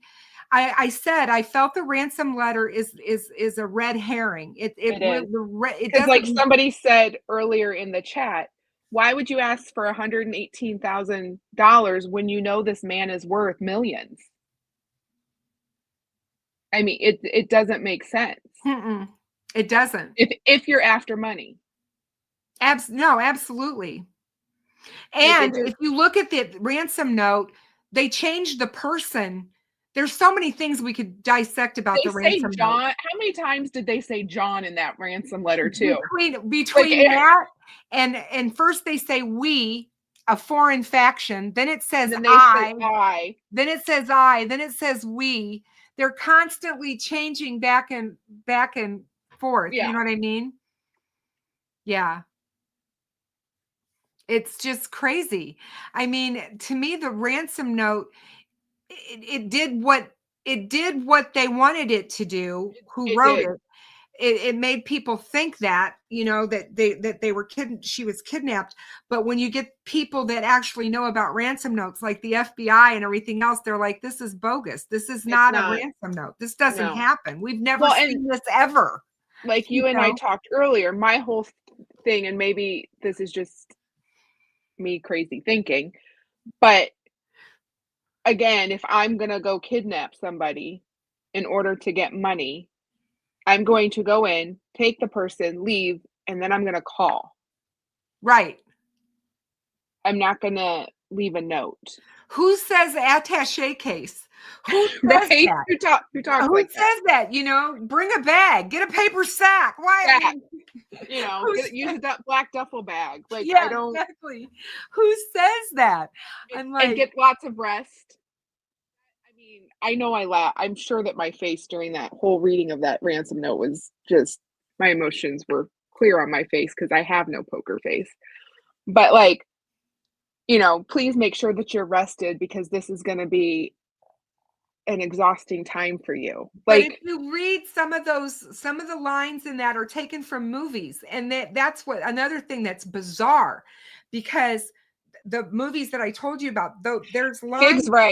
Fig's right that that's one reason why they've had trouble identifying, because they tried to the disguise handwriting, their handwriting. They tried to disguise it, and so there's so many variations in the handwriting. Characters and letters. Yep. Yeah. Oh, they knew what they were doing. Oh, yeah. This person is not smart. But the saint says good Southern common sense. Who says that? Patsy says that. That's who. I don't even know what that is, what that bag would look like. That's in the ransom note. John, you should. Oh, yeah. But I'm just saying, I don't know what that bag would look like. What does that bag look like? And they said she's ambidextrous, so she used her left hand to write the letter. Well, or the note. If that's the truth, if that is true, wow. You know. Isn't Jon Benet a French name? Well, Jon Benet is a play on Jon Benet. John's name is Jon Benet Ramsey, and they named her Jon Benet after him.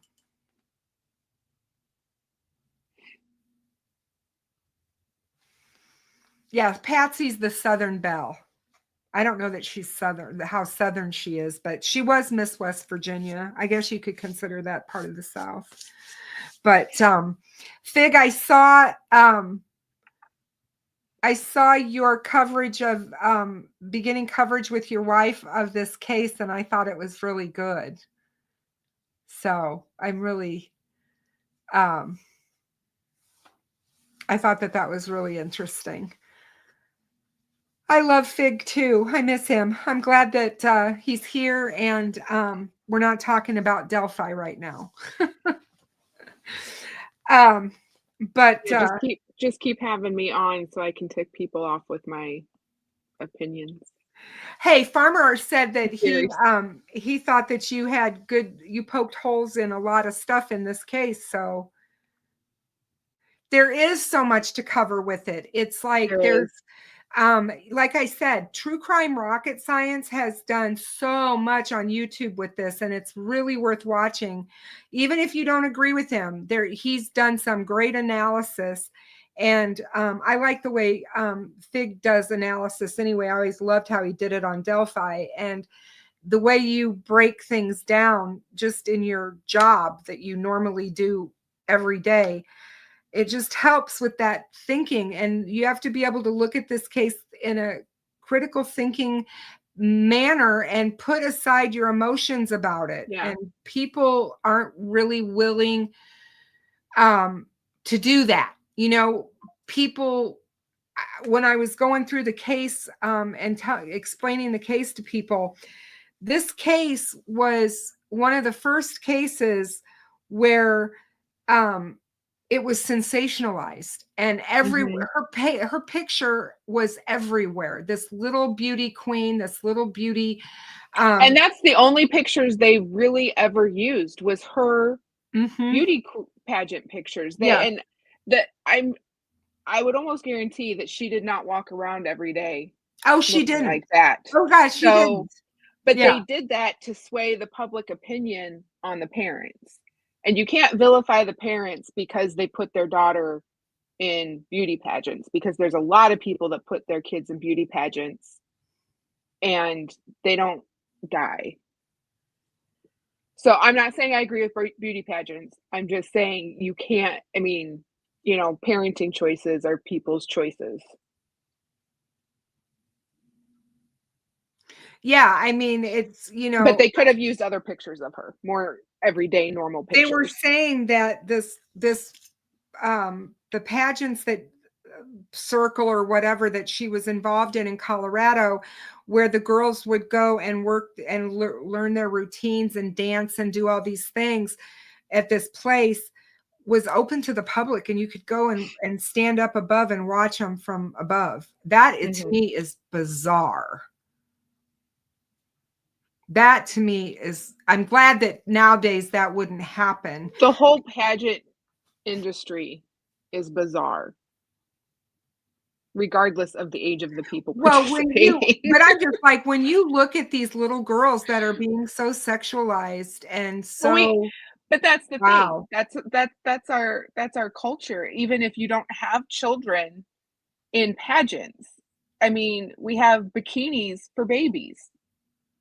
Yeah, Fig, I'm with you 100%. I don't know who did it, but I definitely believe that the family knows exactly what happened. Yeah, I do.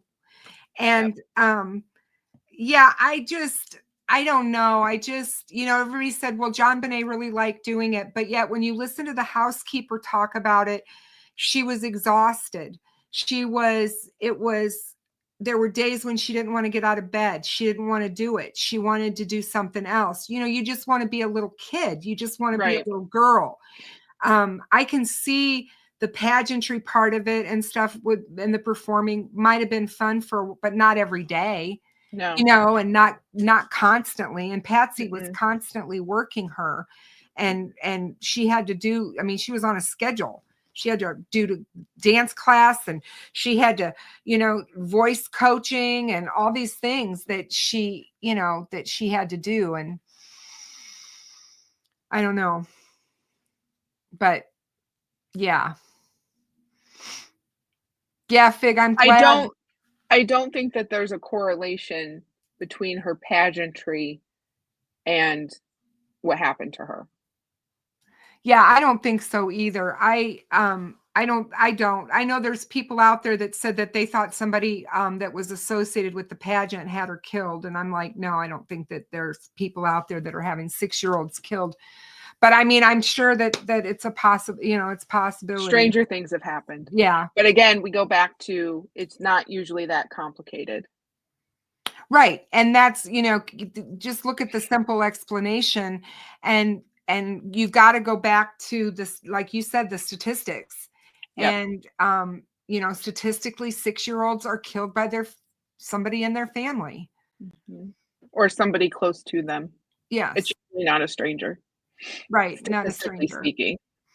And so I mean, and especially when it happens in your own home, it's not like I just have an issue with it in her own home.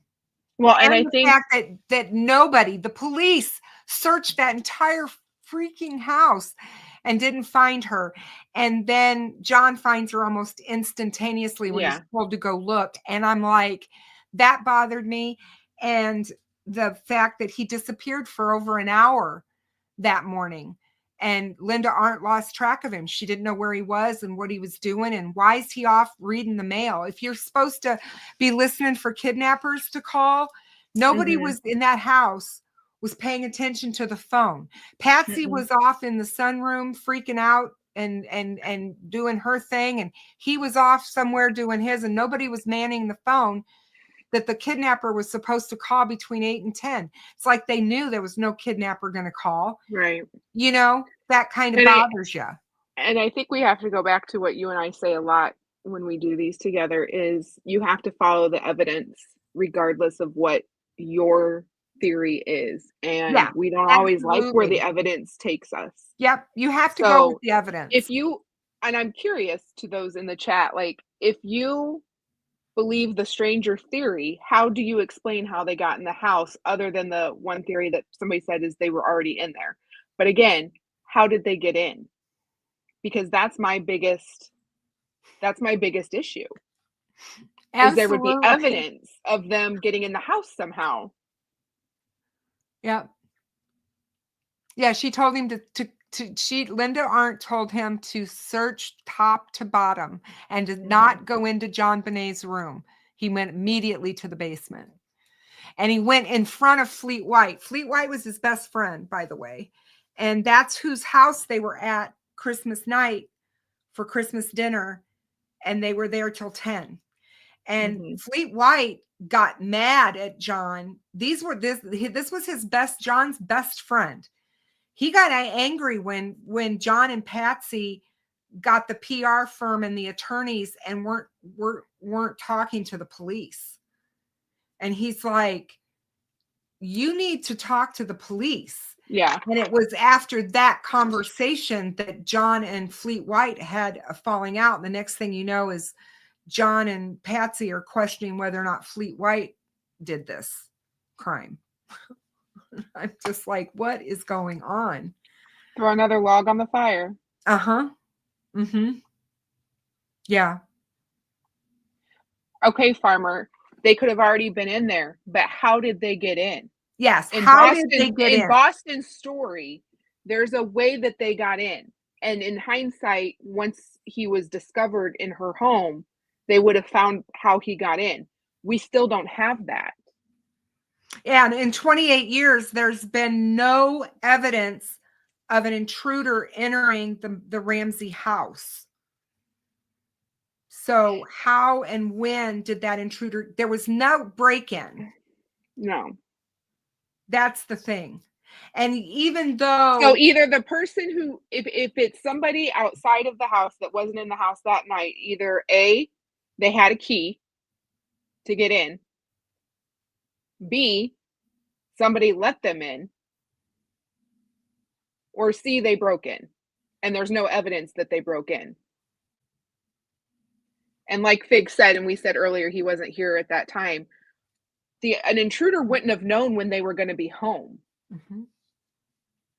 So how, again, and they were going to be crazy and do crazy stuff because they were leaving for Michigan that next morning. Yeah. So, I mean, how did the intruder know they were going to be home? Who is this intruder? How did he know? How did this intruder know about the $118,000 amount of money that Jon got for his bonus? I mean, that's just to me really strange. And this and the fact that this was on Christmas, you know, Christmas Day, the Ramseys were at their house. They did they were there the whole day. They opened presents. Patsy made breakfast. The kids played with their toys. And yeah, I mean, again, Saint's right. When Fleet White went to the cellar, when he first got to the house to look, he does not say anything about that window being open or that window being broken. And then he later said that he checked to make sure all windows and doors were locked. And well, John, we told you how many rooms this house had. Just bedrooms alone, bedrooms and bathrooms alone. Could you imagine how long that would take him? And they got home at 10 o'clock at night and he read the kids a story, or he didn't, and he put Jon Benet to bed. And this is where the stories don't line up and where your lies start to come out. Right. Yes. And for him to sit and say years later, oh, well, I didn't check. I must not have checked all the windows and doors, after he said that he did. Because see, it goes, what did he say in the early days? What did he say to Linda Arndt that day? Oh, I checked all the windows and doors last night before we went to bed. Yeah. Because you're trying to be a good parent. You don't want to appear to be that person that didn't. And I'm here to tell you, my husband is the craziest person and most paranoid person. And the only two doors that he checks every night are our back door to the backyard and our front door. He doesn't go and check every window.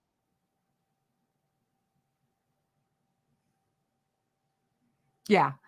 John is pushing for DNA testing because he wants to get a factory worker blamed. I believe that as well.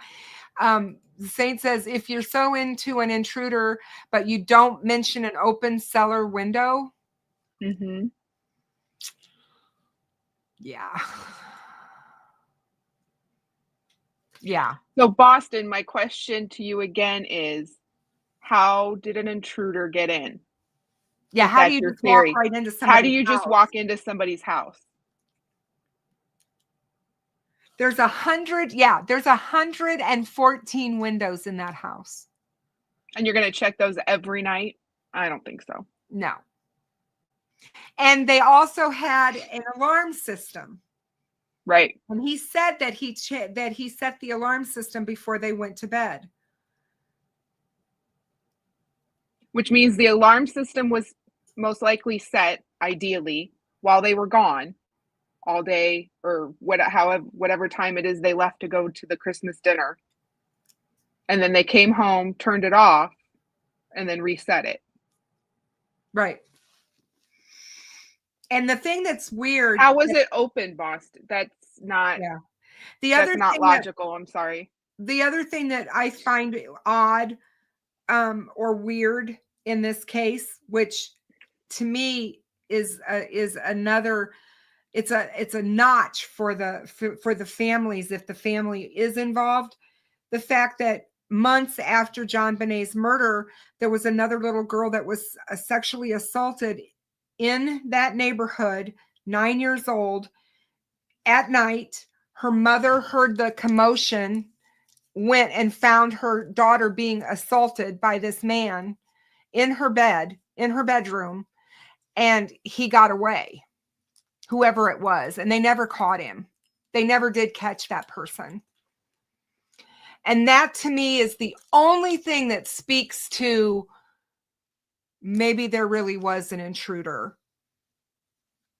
So Boston, I think that you're focusing on the wrong thing, because you keep saying that he was already in there. When did he get in there, and how did he get in? Yeah. That's what I'm asking. If that's your theory, then you have to back that up with some evidence. You can't just say, well, he was already in there. When did he come in there? They were home all day on December 25th. Yeah. How did the intruder know that the service stairs is what Patsy used every morning? To the spiral staircase. That's how they came down from upstairs to the kitchen. Because if you were going to leave a note, wouldn't you have just left it on a counter? Yeah, you lay it on these steps and nobody touches it. That's the other thing. If you see 3 pieces of paper laying on a step, you're going to step over it. and not touch it. You know what I mean? You're just going to step over it, go down, and then turn around and read it and not pick it up. Mm-hmm. That to me is bizarre. There's a lot of bizarre things in this case. Very, very, very, absolutely. You know, I mean, there's just, and you can pick apart everything You to can. a point of nauseum, actually. You know, I found that out in the Delphi case. I mean, you know, when we were going through that for so many years, you go down rabbit holes that you could get lost in, and you're in this rabbit hole, and all of a sudden you're finding this over here, and you're in another hole, and then Right. another. And I mean, again, it's Occam's razor. Keep it simple. I mean, it's usually the simplest explanation. Well, and it's, I mean, you have to look at the evidence. And I there's don't no think evidence of an I don't think a intruder. stun gun was used. I don't think that She didn't have any mark. If you get, there was two little marks, and the marks are not consistent. consistent with this, yeah. And I think I mean they've got, some people say they are and some people say they aren't, but I think it's more consistent with that train track, of the piece of train track from Burke's train set. Like she maybe landed on it or something. They've got those two marks on it, or that she was hit with it or stuck with it. You know what I mean? Yeah. There you go, Fig. If the intruder was in the house with the alarm on, it would go off if there is movement in the house. Most alarms come with motion sensors, and I'm sure they had the money for it. Oh, absolutely. They had the money for it. And, you know, again, you know, this house is on the market right now, you guys. You can go buy it. It's $7 million. The couple who owns it bought it 15 years ago. They've been trying to sell it for 15 years. They bought it for $1 million. They are trying to sell it for $7 million, and they can't unload this house for nothing. Nobody wants this house. I wouldn't want to live there. I wouldn't want to live there either, but that house, like I said, is so cut up. If you could see the inside of it, it is the weirdest house. I mean, it's so bizarre, but yeah. Well, it's because of when it was built, Mom. It's not an open. No, it's not an open. It's not an open concept. And back then they had housekeepers and butlers and things like that would have their own. Yeah. Fig says, why use a stun gun on a girl who's sleeping? And if you're kidnapping her, she's little. Yeah, who needs to You'd use be able a to stun gun on a overpower her. 6-year-old? Yeah, that doesn't make sense either. Yeah. Yeah. I mean, I don't know, but I do believe that Mrs. Stanton, the neighbor across the street, heard Jon Benet scream. I firmly and absolutely believe that that's what that woman heard. She said it was just curdling, just blood curdling, a horrible scream. And it lasted 3 to 5 seconds, I think she said. And her husband heard the sound of metal hitting concrete. Now, the grate going up, you know, coming down, that isn't concrete. That they said that was metal on metal, so that wouldn't have been it. But it could have been the baseball bat, the metal baseball bat that they found outside the house that was laying on concrete. That could have gotten dropped out of a window, like upstairs, down onto the concrete floor. Because they found a baseball bat outside the house, laying outside the house. But again, kids play. That could have just been Burke's baseball bat laying outside the house, right? So my kids tend to not play baseball when it's winter and when snow it's winter on the time. ground. But you know, in just Colorado, saying. In Colorado, you could argue that in Colorado the weather changes so rapidly that, you know, but then and the next day they didn't. So but then the baseball bat would have been covered up by the snow if they'd left it out there, right? And it wasn't. So sorry, Mom. Yeah. No, I get it. Right No, there. you're fine. And then Fig says Patsy's fibers on the inside of the duct tape is a huge piece of evidence. Jon removed the duct tape from Jon Benet in the cellar. Yes, absolutely agree that Patsy's fibers being on that duct tape is huge. Absolutely. And like I said, if it turns out that it was Patsy that did it because something happened with the bedwetting and got out of hand and she hit her or whatever, you know, I mean, there's just, it seems more logical that happened to me, that she would have went off because of the bedwetting. But the softball bat was Patsy's. She was on a team. I hadn't heard that.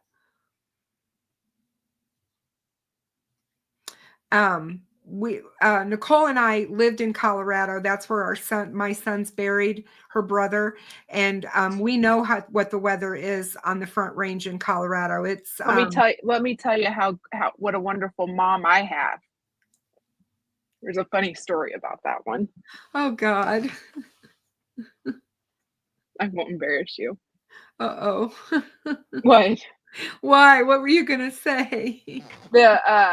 They sent me to school in a blizzard, and I walked, and I got all the way to school. I was 6 or 7. It was like 4 blocks, and there was no one there. School had been canceled.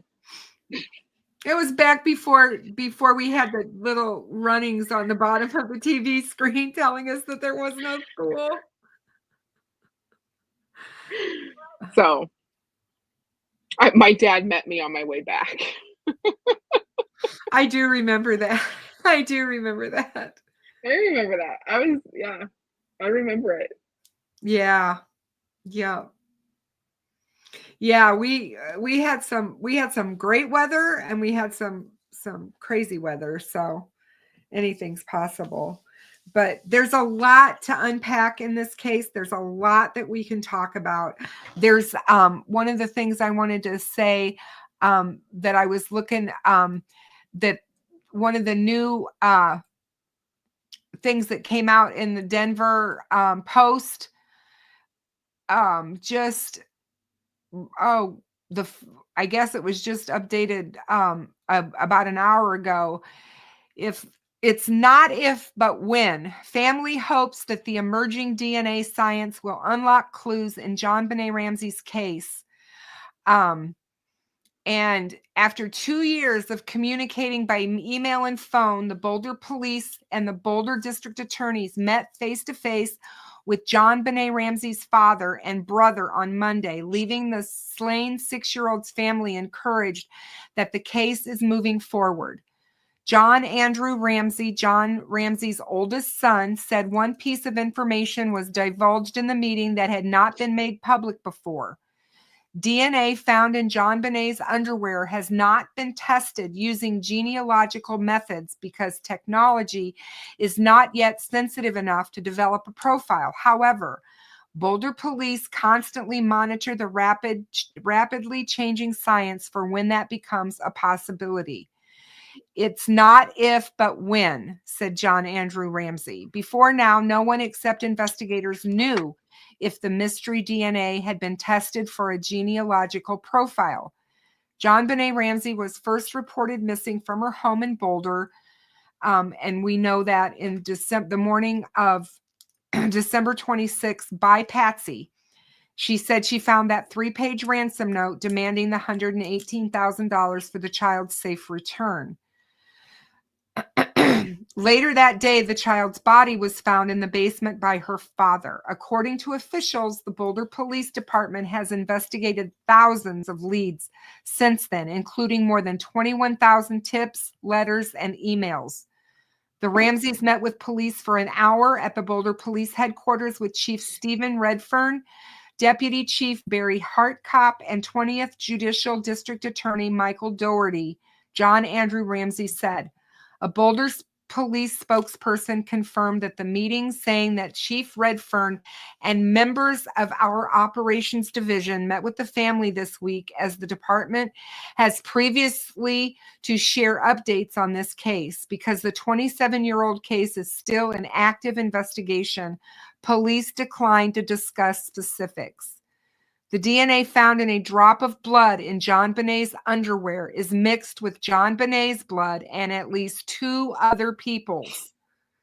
It has confounded investigators for years, but Jon Andrew Ramsey feels good about how quickly the science is being developed.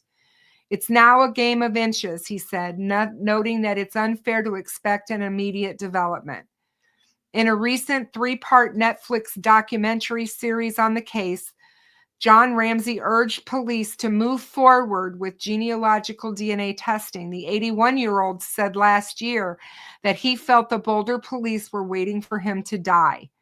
In a public update last November, Redfern acknowledged that the investigation into Jon Benet's death is a priority. We are committed to following up on every lead, and we are continuing to work with DNA experts and our law enforcement partners around the country. This may sound like more of the same to many who have followed this case for nearly 3 decades. Jon Ramsey and Jon Andrew Ramsey met with former Boulder Chief of Police Maris Harold and Redfern on January 20th, 2023. 6 months later, that group met with the addition of Boulder District Attorney Michael Doherty. Jon Ramsey has maintained that he and his wife Patsy are innocent of Jon Benet's death, but for years the couple have been considered under the umbrella of suspicion for the crime. Jon Andrew Ramsey has been here before, but technology has never been this close before, and he has a renewed faith in the Boulder police this time. For years, files were collecting dust in a storage room, and now I don't think they are, he said. A Paramount television series starring Melissa McCarthy as Jon Benet's mother, Pat and somebody Owens as Jon Ramsey, now has a working title. A release date for The Murder of Jon Benet Ramsey will explore the relationship between 2 parents who thought they had done everything right for their children, only to have their lives fall apart when one of them is murdered. A release date has not been announced. And that is the newest news on the case. So, but yeah, Jon says he's renewed that it will that it's going to be solved. I don't know if it'll be solved. In my opinion, I doubt it. And that's just me. I hope so. I don't think that DNA is the. I don't think what I don't will think solve DNA is the answer, and I don't think it's the smoking gun. Mm-mm. And I don't think that the little tiny drop of DNA that's in the blood that's mixed with hers. I don't believe it. I don't believe that it's the perpetrators. So, Farmer, thank you so much. Just so you know, this is my daughter.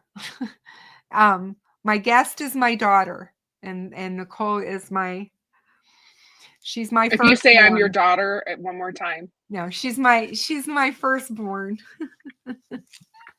Yeah, DNA is not going to be the answer in this case. And again, we all know just from some of the other cases that we've covered and followed that a lot of times in the public, people think DNA is the end all be all. Once you have DNA, that's it. You know what I mean? But it not always is. Mm-mm. Because sometimes DNA evidence can be explained. So, like we said, I was at your house earlier today. So yeah. I have your DNA on me to some extent. Absolutely. Just because there's DNA present doesn't mean that it relates to the crime that was committed. Farmer says you are incredibly talented as a broadcaster. I don't know about that. Fig says, "Oh, But awesome. thank you. Hi, Kristen's daughter, Nichole." She's heard a lot about you, Fig. She's heard a lot about you. But yeah, no, you know, DNA can be explained away. Mhm. And especially in families where you have Right. a family dynamic and Because you're gonna situation. find my DNA on my children who live in my home. Yep. You know, Yep. it goes back to the whole Scott Peterson case, and we were talking about her DNA in his boat. Yes. Well, how'd the DNA get there? What kind of DNA was it? Right. Exactly. Because they're married. Was she ever in the boat? And hair. Or I like, mean, you know me, I there's leave my hair transferable. everywhere. Well, that's my husband. I know. But my whole point is there's transferable DNA. You know, when I came home from your house, I hugged my youngest kid. So there was You had DNA from your Loki's house. hair all over I had you. your cat and your dog hair all over me. Yeah. So Thank you, Farmer. You're really nice. Yeah, Fig, I don't get it. I brought that up. She was wearing a size 12 yeah. underwear, which was extremely large. She's So only my 6 question years is, old. so whose house were they at for dinner? They were at the best friend's, her, They were at right? Fleet White's house. Did she have an accident maybe at their house and then borrowed underwear from, because we've done, my best friend's daughter has been here and had an accident, and I'll put her in my son's underwear. I have But no they are, idea. but Like they are I the said, same size. because But yeah, I talked about this with Frankmeister a few days ago when we were talking about the case, and I said, why? Because it bothers him too. Why did she have underwear on that were so big for her? well, And I thought, was it something they did to shame her? You know what I mean? Or whatever. But it doesn't yeah. make But if any you were, sense. but if it was to, in my opinion, if it was to shame her, it would have been a pull-up or a diaper. It wouldn't have been underwear. I think in my brain, it's more logical that something happened. She had an accident or something, and they weren't at home. You know, and so they borrowed. Because Patsy said underwear she from changed somewhere her else. when she got home. She changed Mhm. her and put her in those that long underwear, because she had on some funky long underwear too. She was wearing some really weird stuff. That's all I know. And So she was found with the large underwear on. yes, So they didn't change her into her own. no. Okay, that's weird. And she said that she was found with her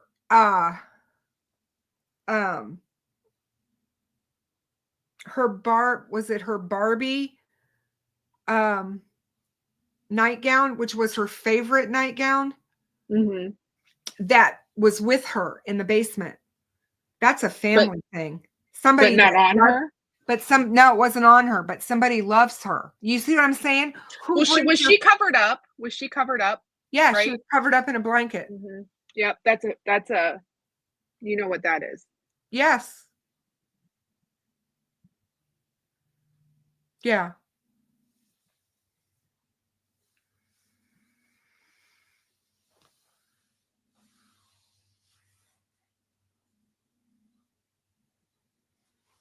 She put her in the white PJs. Yeah, I heard it was long underwear. But maybe with it being cold, maybe I don't know. The underwear was put on after death. And see, I'm like, where did they get that underwear? Where do you get a size 12 girl's underwear when you don't have a size 12 girl? Right. And why would you have that? I mean, all those questions are extremely important, I think, that have to be asked and answered, you know? So, it's just strange. Yeah. And the blanket was from the house. Oh, the underwear was a gift for a family member. You put a gift for a family member on your kid? Or did somebody take it out from underneath the Christmas tree? I mean, I'm just, I don't know. I haven't heard that part. So, Jon Benet got the same ones in her size, but she kicked them off wanting the bigger ones. What size is Patsy's drawers? Is that Brittany? Sounds like something Britt would say. That's so funny. What size is Patsy's drawers? Well, we're going to continue to cover it. We're going to continue to cover the case and break it down and look at it, and we'll be discussing more. So if you guys have, any specific topics of the case that you would like to go over, put it down in the comments on the video and let me know.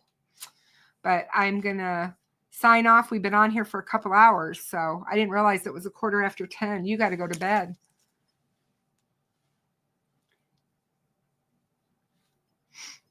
I can't hear you. You're mute.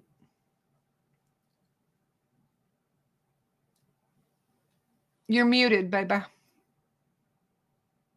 There we go. There you go. My earbuds died, so it automatically muted me. Okay. Yeah, I said I'm tired. You got me up past my bedtime. I'm sorry. Yeah. This is why I don't do this on the weekend or the weeknights. I know. Because my butt has to be at work at 7 a.m. Boston, thank you so much. It is a very interesting case. There is so much to this case. There's been so much written. There's just so much to talk about with this particular case. And the fact that it's not been solved, I love Fig. Fig, thank you so much for coming in. I really, really am enjoying your take on this case as well. So anxious to hear more. But thanks, guys. It was good to see you all. Nichole, thank you so much for being here with me. I appreciate it, and it's always fun. I enjoyed it. I told you we have to find a case where we disagree. Yeah, that would be interesting. Right? Right? Yeah. Good night, everybody. Good night.